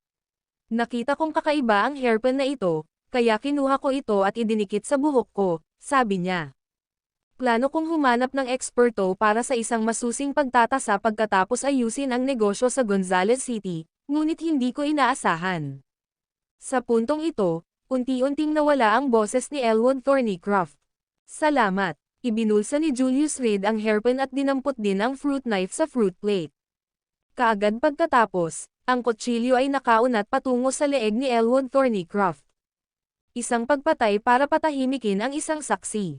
Isang panginginig ang bumagsak sa gulugad ni Elwood Thornycroft. Nang siya ay naghahanda para sa kamatayan, Napagtanto niyang walang anumang sensasyon sa kanyang leeg. Ang mansanas ay hindi malinis na binalatan, ito ay hindi malinis. Klang! Inihagis ni Julius Reed ang fruit knife pabalik sa fruit plate. Tumakbo siya palayo. Kinailangan ni Elwood Thornycroft ng buong 3 minuto para mabawi ang kanyang sentido. Ibinaling niya ang kanyang ulo para tingnan. Sa kutsilyo ng prutas, mayroon talagang isang maliit na piraso ng balat ng mansanas. Kuwit, Cold Nelson, sa tingin ko ay may ideya ako kung sino ang sangkot sa rebelyon, sabi ni Julius Reed pagkalabas ng ward at pagdating sa pasukan ng pribadong ospital, kinuha ang kanyang telepono para tawagan si Cold Nelson. Sa lahat ng ito, binabantayan ni Cold Nelson ang mga miyembro ng Skyfire at Ridge family sa Five River Province. Ginagamit din niya ang panloob na presyon sa loob ng 10,000 Mountain Alliance upang subukang limitahan ang mga aktibidad ng mga rebelde. Guro, hindi maganda ang ginawa ko. Ang babaeng iyon ay umalis sa lungsod ng Five River Province at maaaring nakalusot sa Gonzales City. Ang boses ni Cold Nelson ay nanggagaling sa telepono, na puno ng pagsisi sa sarili. Hindi mo kailangang sisihin ang iyong sarili. Dahil gusto nila akong patayin, dapat ay gumawa sila ng mesensinang paghahanda, hindi nag-aalala si Julius Reed sa mga taksil na darating para sa kanya. Noon, nabawi na niya ang halos lahat ng kanyang kapangyarihan. Kahit na ang pinakamalakas sa 10,000 Mountain Alliance ay dumating para sa kanya, tiwala siyang kaya niyang iligtas ang kanyang sarili. Tulad ng para sa iba, maaaring alisin ni Julius Reed ang mga ito nang walang pagsisikap. Guro, sa loob ng 3 buwan, 4 na taon na mula nang umalis ka sa 10,000 Mountain Alliance. Sa oras na iyon, plano ng mga taong ito na pumili ng bagong pinuno, malamig ang boses ni Cold Nelson. Sa 3 buwan, babalik talaga ako sa 10,000 Mountain Alliance, napakalamig ng boses ni Julius Reed. Ngunit una, kailangan kong patayin ang lahat ng mga taksil mula noon. Pakibigay ang iyong mga order, Master. Ang boses ni Cold Nelson ay hindi kapani-pani walang madasalin. Tingnan mo ako si Isabella Worm. Alamin kung nasaan siya kamakailan. Mga empleyado, kanino pa siya nakasama? Sabi ni Julius Reed, na inalala ang hairpin habang binabanggit niya ang pangalan. Isabella Worm. Pinaghihinalaan mo siya. Laking gulat ni Cold Nelson. Isa si Isabella Worm sa 4 na katulong na malapit sa pinuno ng 10,000 Mountain Alliance. Kahit na wala siyang sariling kapangyarihan sa loob ng 10,000 Mountain Alliance, isa siya sa mga pinakamalapit na tao sa pinuno. Isang hinala lang, huwag mo silang alertuhan, huminga ng malalim si Julius Reed at dahan-daang sinabi, marahil hindi siya iyon. Ngunit sa ngayon, hindi ako makapagtiwala sa sinuman. Naiintindihan ko. Magsisimula akong maghanap kaagad. Nagsagawa ng mga utos si Cold Nelson nang walang kompromiso. Gayun din, tingnan mo ako kung si Ivan Reed mula sa kabiserang lungsod ay may anumang pakikipag-ugnayan sa 10,000 Mountain Alliance. Kapag nalaman mo ito, ipaalam ka agad sa akin. Pagkasabi nito ay ibinaba ni Julius Reed ang telepono at dumiretso sa armored bulletproof na sasakyan. Makalipas ang 10 minuto. Siya ay nagpakita sa Bronze Sparrow Terrace. Boss, may kailangan ka ba? Nakita ni Aaron Jackson si Julius Reed na pumasok sa monitor at nagmamadaling lumabas ng kanyang opisina para salubungin siya. Dalhin mo ito kay Ivan Reed para sa akin, sabi ni Julius Reed, kumuha ng USB flash drive mula sa kanyang bulsa, at pinayuhan, gawin itong banayad at maingat, siguraduhing hindi malalaman ni Ivan Reed na mula ito sa amin. Boss, ano ang plano mo kay Ivan Reed? Sumenya si Aaron Jackson, at agad na lumapit ang isang empleyado para kunin ang USB drive. Gusto kong gamitin ang kamay ni Ivan Reed para lipulin si Fabian Percival. Sabi ni Julius Reed na may matamis na ngiti, mga kamay sa kanyang bulsa, gusto kong makita kung ang mga tao sa likod nila ay mananatiling nakaupo kapag nagsalubong ang dalawang puwersang ito. Ang video na ito ay edited by Urban Storytelling. Kabanata 667, ang nakakalason na USB drive sa lungguhit isa. Noong araw na lumitaw ang bakal, alam ni Julius Reed na mayroong sabuatan sa pagitan ni Fabian Percival at ng mga tao ng 10,000 Mountain Alliance. Hindi niya lang alam kung sino ang taong ito. Pagkaraan. Ang iba't ibang mga palatandaan ay nagpapahiwatig na si Stacy Cook ay pumunta sa Gonzales City upang magsagawa ng isang misyon. Ang hairpin sa kanyang kamay ay sapat na upang patunayan ito. Nakita na ni Julius ang hairpin noon. Tuldok-tuldok-tuldok, nakita niya ito sa kanyang personal na kasambahay na si Isabella Worm. Bawat isa sa apat na katulong ay may kani-kanyang kagustuhan, at si Isabella Worm ay may kakaibang pagmamahal sa alahas. Sa tuwing makakakuha siya ng mamahaling alahas, gagantimpalaan ito ni Julius kay Isabella Worm. Ngunit hindi niya alam kung paano napunta si Isabella Worm sa partikular na hairpin na ito. Gayunpaman, 7 araw pagkatapos makita ni Julius ang hairpin, ang 10,000 Mountain Alliance ay nakatagpo ng isang mabigat na kaaway. At nang si Julius ay nasa tugatog ng manyeb na bundok para sa mapagpasyang labanan, nahaharap siya sa pagkakanulo ng empleyado. Hindi niya maiwasang maghinala na may hawak si Isabella Worm. Hindi bababasa, kakaunti ang maaaring lason sa kanya nang hindi nakabantay. At ang katotohanan na si Ivan Reid ang nagtataglay ng hairpin na ito ay kakaiba sa sarili nito. Ngunit ngayong patay na si Stacy Cook, wala na siyang paraan para malaman ang katotohanan. Sa makatuwid, ang tanging pagpipilian ay hayaan ang dalawang kapangyarihang ito na magsagupaan laban sa isa't isa upang makita kung ano ang magiging reaksyon ng taong nasa likod ng mga eksena. Para mapabagsak si Fabian Percival, kakayanin ko. Napabuntong hininga si Aaron Jackson, "Boss, wala ka na bang tiwala sa akin?" Nang dumaan sa pagkakanulo ni Dominating Tiger, palaging nararamdaman ni Aaron Jackson na binaygaw niya si Julius Reid. "Ano ang iniisip mo?" Tinapik ni Julius ang balikat niya, "Hinding-hindi ako magpapadala ng kapatid sa panganib. Itago mo lang sa akin ang kuta sa Gonzales City, magiging abala kapag dating ng panahon." Pagkasabi noon, lumakad siya at umalis sa plataporma ng Bronze Sparrow. Kung hindi siya uuwi kaagad, magsisimulang mag-alala ang kanyang asawa.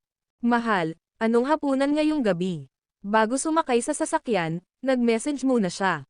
Makalipas ang 5 segundo. Stir-fried leeks na may mga itlog. Sa pagtingin sa pangalan ng ulam, malabong naramdaman ni Julius Reid na may mali. Ngunit hindi niya mailagay ang kanyang daliri dito. Kuwit, basura, isang bungkos ng basura, basag. Binasag ni Ivan Reid ang kristal na hapagkainan sa harap niya, na nagkakahalaga ng 10,000.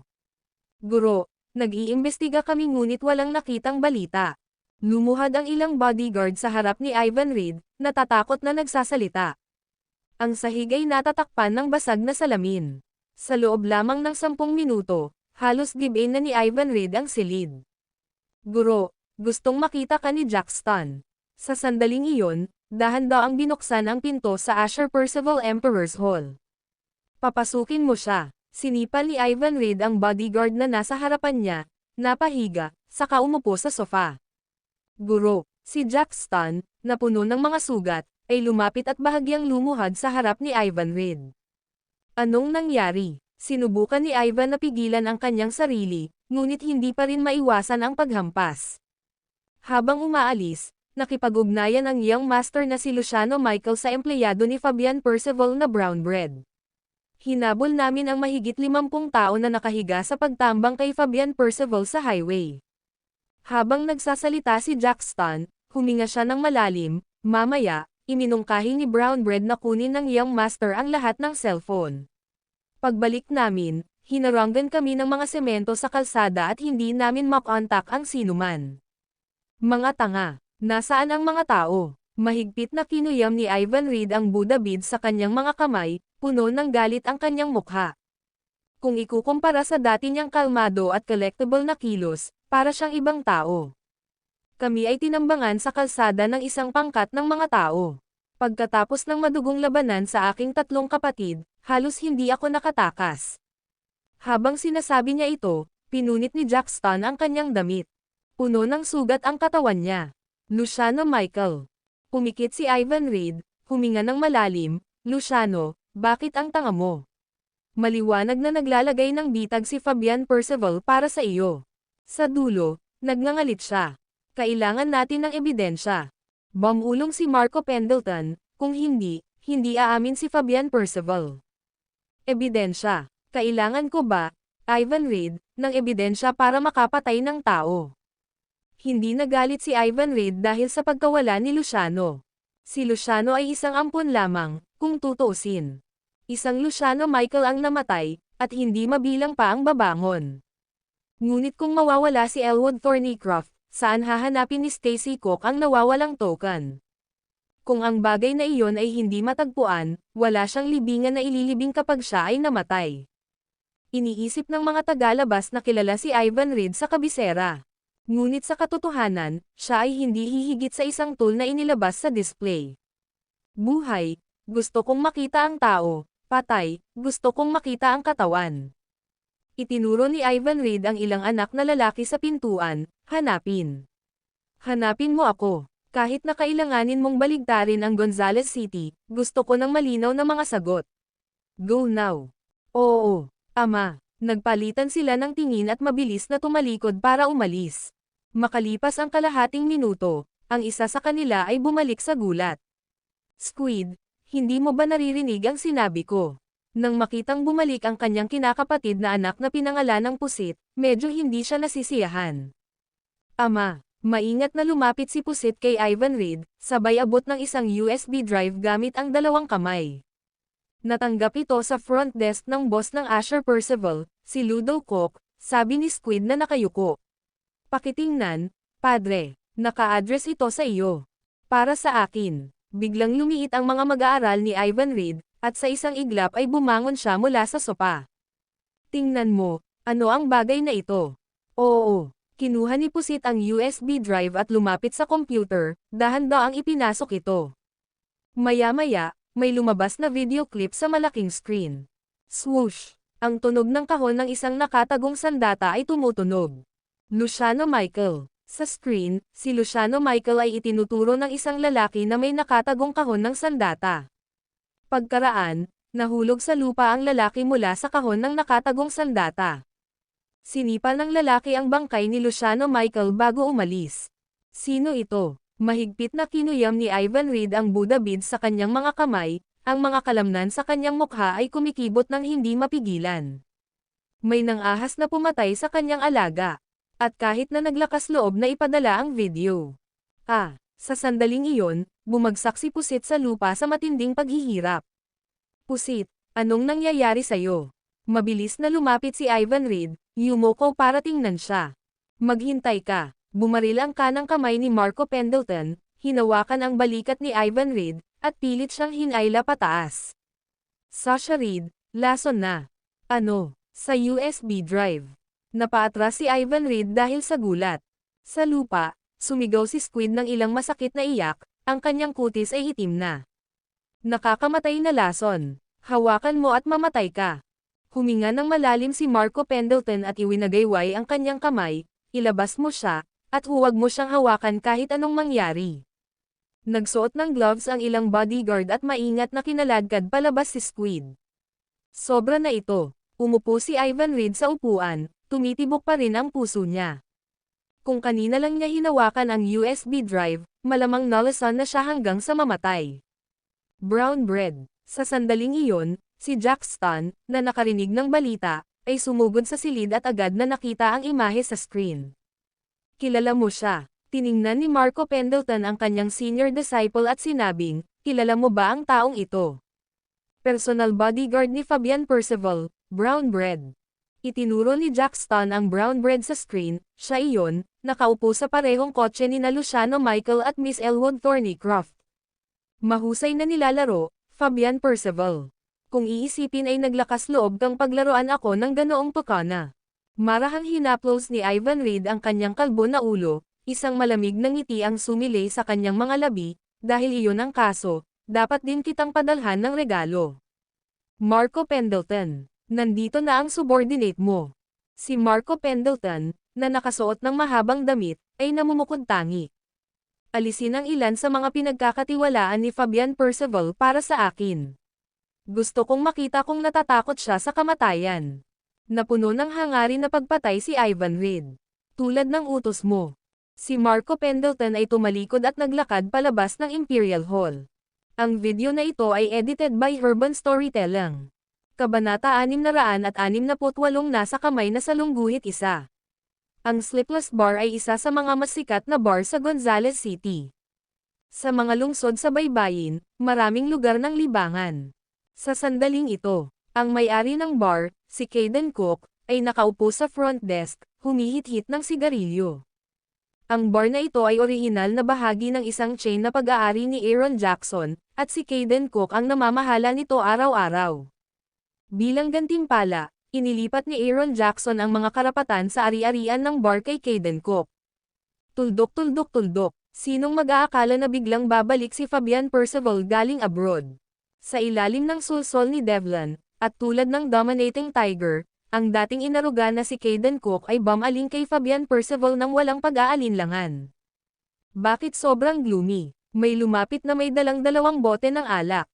Sinaktan na ngayon ni Mr. Thornycroft si Ivan Reid, at pinagmamasdan pa rin tayo ni Aaron Jackson. Nag-aalala ako. Napabuntong hininga si Caden Cook, kinuha ang isang bote ng alak sa mesa, at ininom ang kalahati nito sa isang lagok. Siya ay naruroon sa pagpupulong ngayon. Ngunit kahit gabi na ang araw, hindi pa niya nakitang bumalik si Brown Bread, ang pangalawang anak ng Martin family, o sino man sa iba pa. Sa kalaunan, si Fabian Percival ay nakatanggap ng isang tawag sa telepono, at ang kanyang mukha ay namutla sa isang iglap. Lahat ay matalinong umalis. Ano sa palagay mo ang nilalaman ng tawag sa telepono na natanggap ni Mr. Thornycroft? Isang empleyado ang lumapit kay Caden Cook at nagtanong sa seryosong tono. Marahil hindi magandang balita, tumingin si Caden Cook sa paligid upang matiyak na walang tao sa malapit at mahinang bamulong. Kung talagang bumagsak si Mr. Thornycroft, magkakaroon tayo ng mahirap na oras. Walang biro, bumantong hininga ang empleyado, na parehong nag-aalala, si Aaron Jackson, kasama ang kanyang pagkamuhi sa kasamaan, ay tiyak na hindi tayo bibitawan. Lahat sila ay dating kay Aaron Jackson at alam na alam ng dati nilang amo ang pagkamuhi sa mga maling gawain. Sa isang punto, isinapanganib pa ng dominating tiger ang kanyang buhay para iligtas si Aaron Jackson, ngunit hindi ba't walang awa pa rin siyang pinatay dahil sa pagtataksil sa kanya. Hindi banggitin ang kanilang kapalaran. Kaya ano ang maaari nating gawin?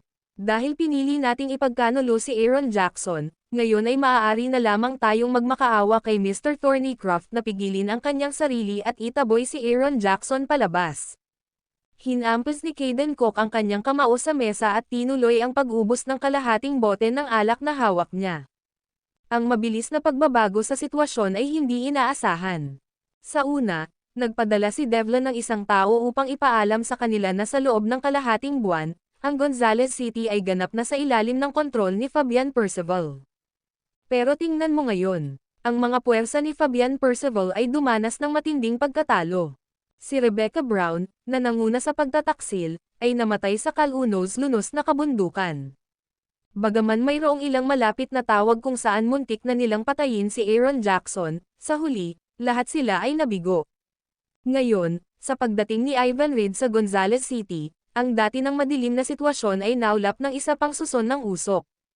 Boss, mas mabuting magplano ng maaga. Nagdala ang empleyado ng isa pang bote ng alak.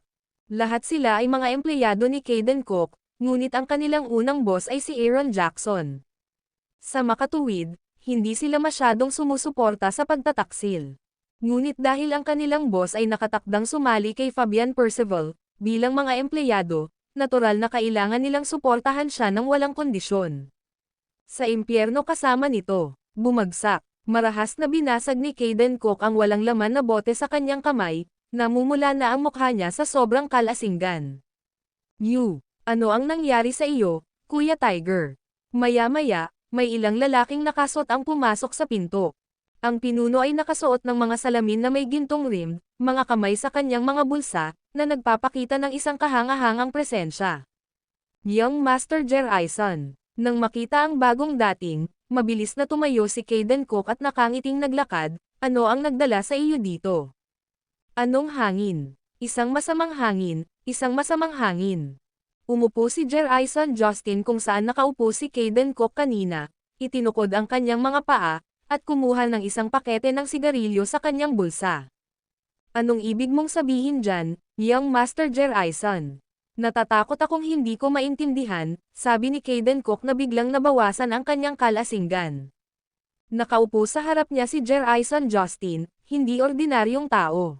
Mula nang ibalik ni Devlin ang mga taong ito, isang departamento ng pangangasiwa ang partikular na itinatag. Ang departamento ng pangangasiwa ay walang ibang gawain kundi ang patuloy na pagbabantay sa mga empleyado ni Fabian Percival. Ang sinumang nang ahas na makipag-ugnayan kay Aaron Jackson o nag-iisip ng pagtataksil ay agad na hinarap. Nabalitaan ni Kaden Cook ang tungkol sa hindi bababa sa 100 magkakapatid na natagpo ang lumulutang sa ilog kinabukasan dahil lamang sa pagsasalita ng mabuti tungkol kay Aaron Jackson. Sa tuwing nagpapakita ang mga taong ito, hindi ito kailanman para sa anumang mabuti. Alam na alam mo kung bakit ako nandito, Kuya Tiger. Hinugot ni Jerison Justin ang kanyang sigarilyo, dahan daw ang ibinuga ang usok. Hindi ko talaga maintindihan, paki-enlighten mo ako, young Master Jerison. Nagsimulang mamuo ang malamig na pawis sa noo ni Kaden Cook. Kuya Tiger, pinaglalaroan mo ba ako? Malamig ang boses ni Jerison Justin habang naguutos, ipasok mo siya. Hindi pa naglaon ay nawala ang kanyang mga salita nang pumasok ang dalawang tulisan sa pintuan, na kinaladkad ang isang lalaking puno ng dugo. Joaquin. Nang makita ang lalaki, biglang nagbago ang mukha ni Kaden Cook. Dahil ang binugbog ay walang iba kundi ang kanyang personal na tauhan na si Joaquin. Nasa tabi niya si Joaquin.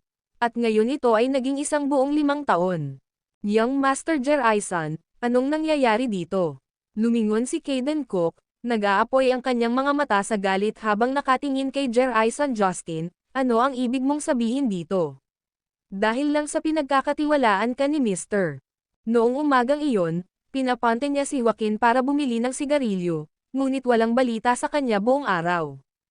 Naisipan niyang magpadala ng mga tao para hanapin siya, ngunit pagkatapos ay nakatanggap siya ng abiso mula kay Fabian Percival noong hapon na dumalo sa isang pulong sa Five Lakes Clubhouse. Nang bumalik siya kinagabihan, abala sa pag-aalala para sa kanyang sariling kinabukasan, hindi ito gaanong inisip ni Kaden Cook. Ngayon lang niya napagtanto ang nangyari kay Joaquin.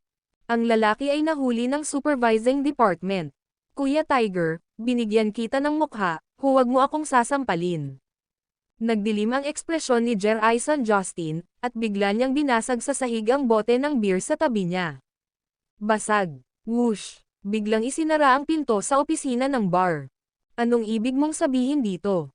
Samando si Kaden Cook, maingat na tinitigan ang taong nasa harapan niya.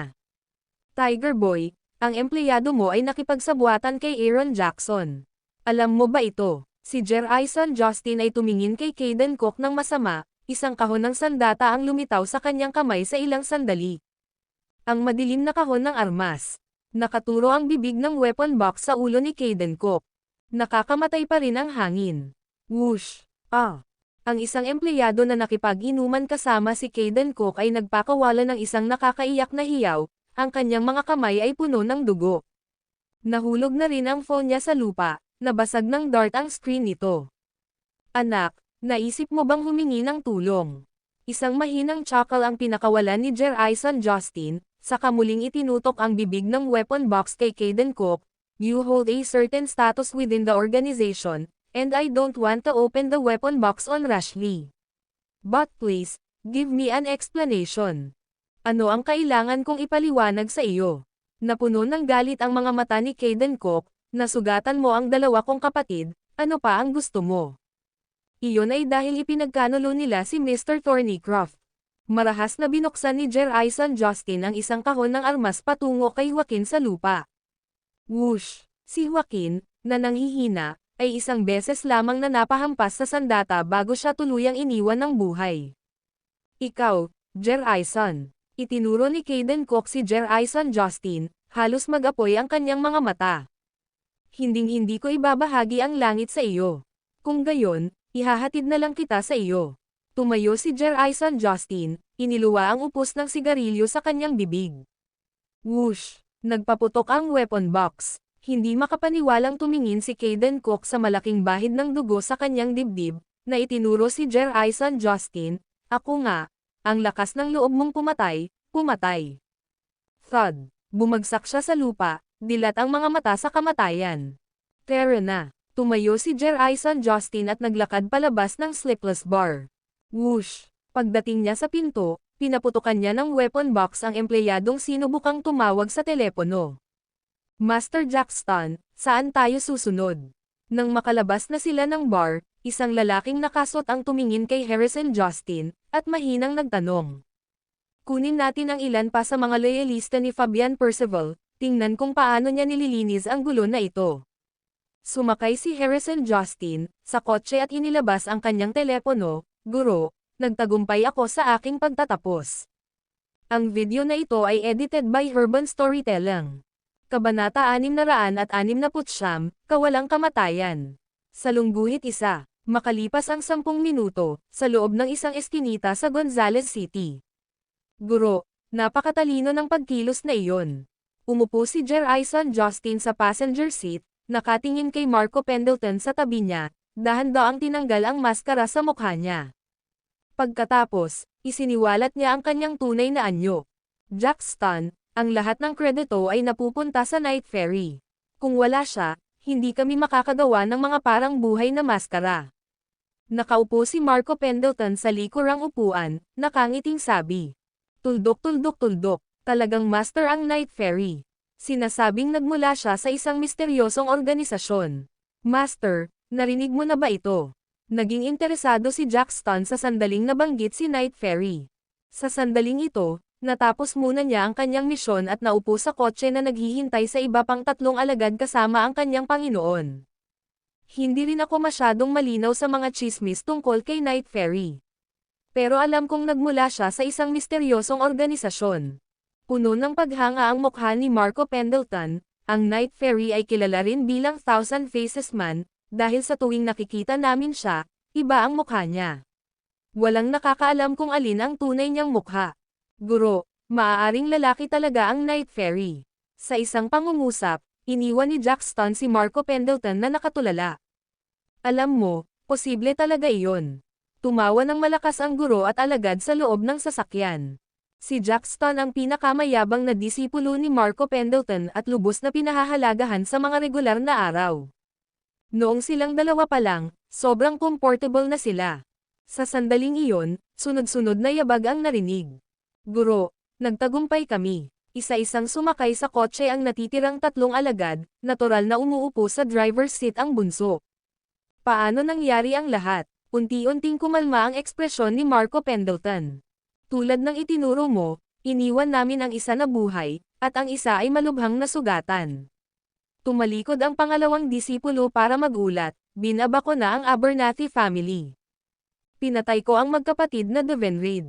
Si Tony Smith ay nahulog din sa aking mga kamay. Ang natitirang 3 alagad ay nagsalaysay ng mga resulta ng kanilang mga misyon. Mabuti, bumalik tayo sa Asher Percival at maghintay upang tamasahin ang palabas. Bahagyang ipinikit ni Marco Pendleton ang kanyang mga mata, hindi na nagsasalita. Kuwit, buksan mo. Thud, thud, thud. Nabaliw na ba kayong lahat? 11:00 na ng gabi. Gusto mo na bang mamatay? Bilisan mo at buksan mo ang pinto. Kung hindi, papasok na tayo. Tulog na si Mr. Thornycroft. Seryoso kayong lahat ay naghahanap ng gulo. Magwala ngayon. Kahit tulog si Mr. Thornycroft, kailangan natin siyang gisingin. Sa pasukan ng Five Lakes Clubhouse, maririnig ang sunod-sunod na marahas na katok sa pinto. Halos 100 tao ang nagtipon sa labas, galit na mga ekspresyon sa kanilang mga mukha, lahat sila ay sumisigaw ng malakas. Sa loob, abala ang mga bodyguard ni Fabian Percival sa pag-alitan sila. Pasado 11:00 na ng gabi, at matagal nang natutulog si Fabian Percival. Sa kalaliman ng gabi, ang isang malakas na kaguluhan ay tiyak na makakagambala kay Fabian Percival. At ang mga responsable sa pagbabantay sa pinto ay tiyak na nasa malaking problema. Kuya, ano ba talaga ang gusto mong gawin? Hindi ba pwedeng maghintay hanggang bukas? Hindi ba okay? Ang taong responsable para sa seguridad ay biglang nakaramdam ng labis na pagkabalisa. Hindi pwede. Buksan agad ang pinto. May mga apurahang bagay tayo. Kailangan nating makita si Mr. Thornycroft. Ang mga emosyon sa labas ng pinto ay umaagos, at sinimulan nila ang pagrampa sa pinto. Anong nangyayari? Noon lang, Lumabas sa loob si Fox Miller, nakasuot ng damit. Mr. Miller, may mga tao sa labas na nagkakagulo para makita si Mr. Thornycroft. Agad na umakyat ang ulo ng mga bodyguard sa pinto para magsumbong. Si Fox Miller ay isa sa 4 na hari sa langit sa mga tauhan ni Fabian Percival, kasama niya doon, mas madaling hawakan ang mga bagay. Ano ang problema? Nang marinig ang ulat, sumulyap si Fox Miller sa kanyang relo, alas 11 na, at natulog na si Mr. Thornycroft.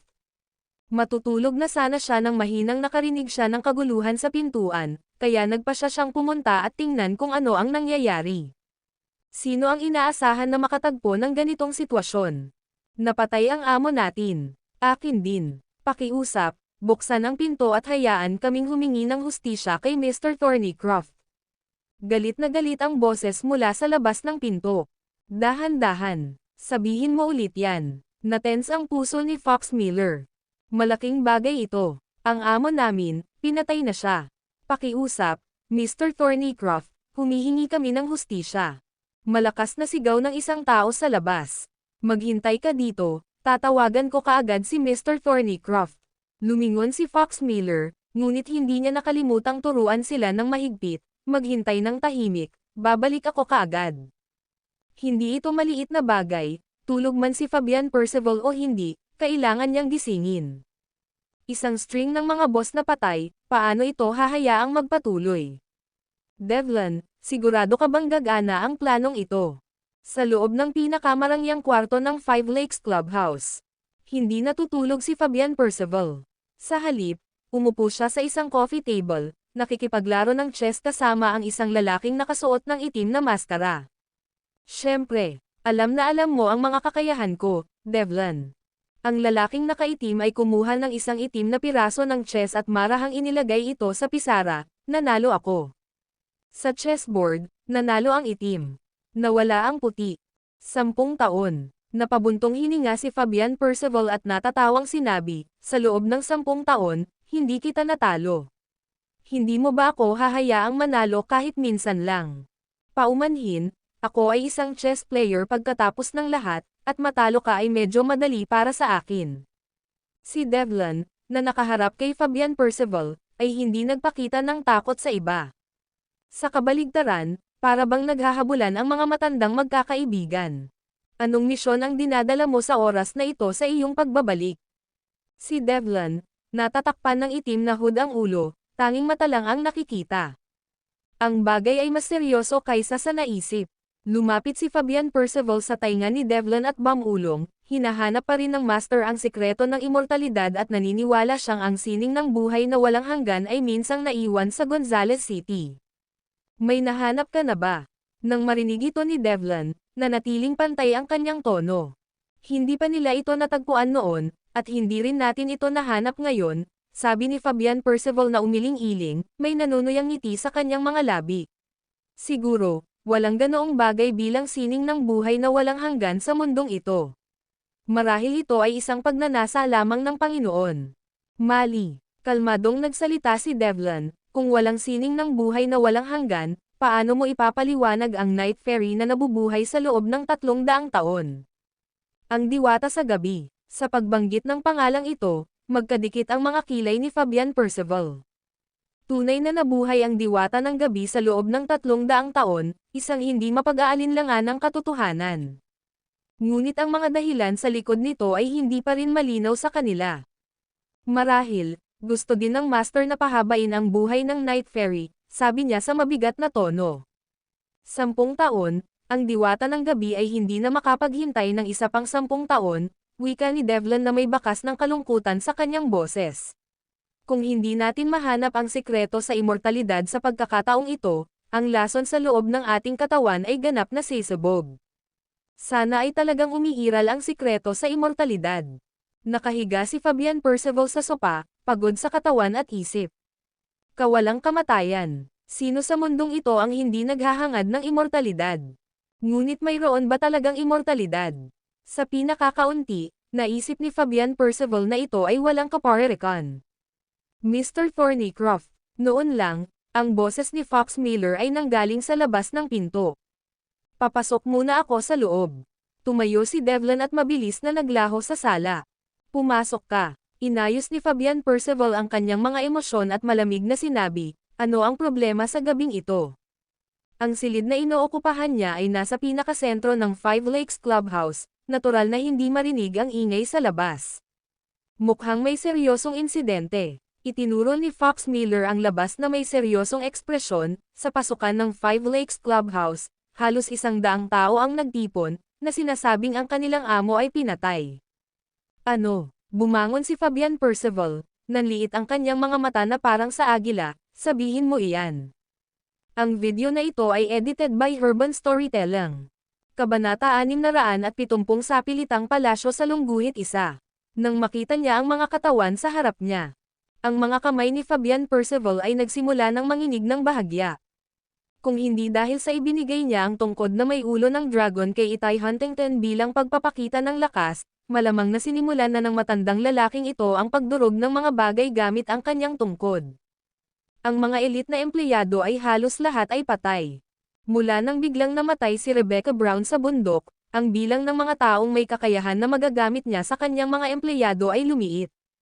Hindi niya pinagkakatiwalaan si Fox Miller at hindi siya maaaring palabasin. Tuldok-tuldok-tuldok, kung nanatili si Miller sa tabi niya, kailangan pa rin siyang bantayan ni Rocco Leocadia. Ngayon, ang kinaroroonan ni Elwood Thornycroft ay hindi alam, at ang brown bread ay hindi pa bumabalik. Si Fabian Percival ay nasa ilalim ng hindi pa nagagawang presyon. Mr. Thornycroft, lumapit ang empleyado ni Caden Cook na si Oren Beaumont, at itinuro ang malamig na katawan ni Caden Cook sa lupa, masyado nang lumayo si Jerison Justin. Ang aming Aaron Martin, isa siya sa mga elite na empleyado mo, pero pinatay ni Jerison Justin ang amo ko nang hindi man lang humihingi ng opinyon mo. Ang boss ko din. Ang aming boss din. May 4 na bangkay na nakahandusay sa lupa. Lahat sila ay mga elite na empleyado ng Fabian Percival. Nang walang pagbubukod, lahat sila ay naging taksil. Ang katapatan ng mga empleyadong ito sa kanilang sariling mga amo ay higit na mas malaki kaysa sa kanilang katapatan kay Fabian Percival. Kung hindi nagpumilit ang kanilang mga amo na maging taksil, ang mga lalaking ito ay maaaring namuhay ng walang pakialam at masaya, tulad ng mga empleyado ni Aaron Jackson. Jerison. Nasaan si Jerison? Naramdaman ni Fabian Percival ang pagkahilo sa kanyang ulo, at nagsimulang magdilim ang kanyang paningin.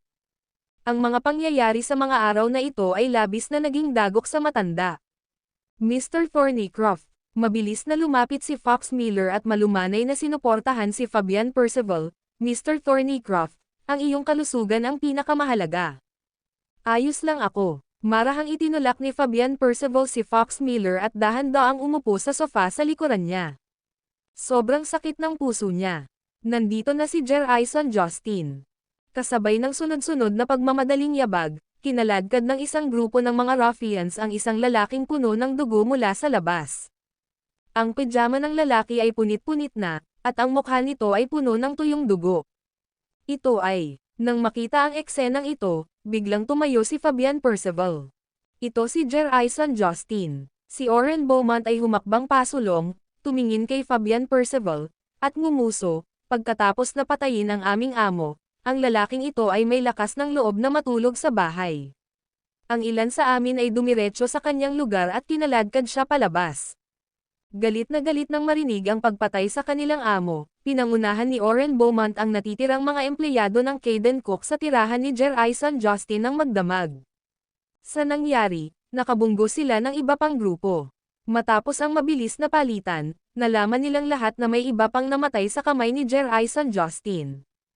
Diretsyong sinugod ng grupo ang tirahan ni Jerison Justin, pinasok. Kinaladkad nila palabas si Jerison Justin, na natutulog, at binugbog ng galit na galit.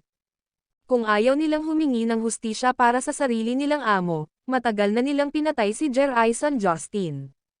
Ikaw ba, sinusubukan mo bang magrebelde? Pinagmasdan ni Fabian Percival ang mga katawan sa buong sahig at si Jerison Justin na malapit ng mamatay, nanginginig sa galit.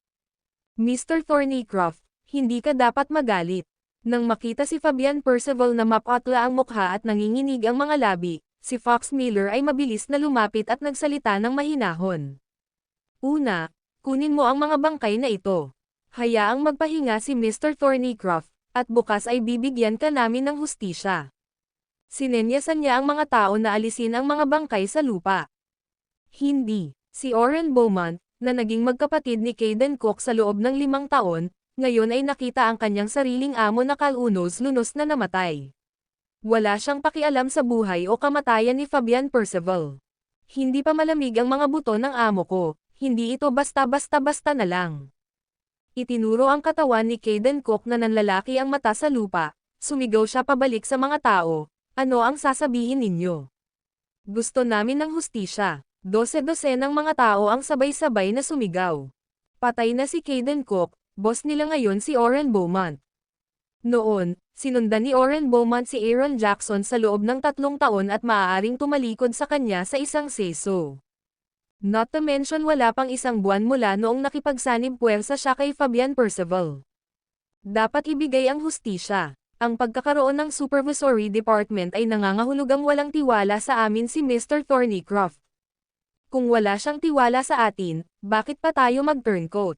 Sunod-sunod ding tumayo ang iba pang mga lalaki, humarap kay Fabian Percival. Kung ang kanilang amo ay maaaring mamatay ngayon, sino ang makatitiyak sa susunod na sandali na ang nakatagong kahon ng sandata ay hindi itututok sa kanilang mga ulo? Ang pagkakaroon ng departamento ng pangangasiwa ay parang isang bombang pang-time.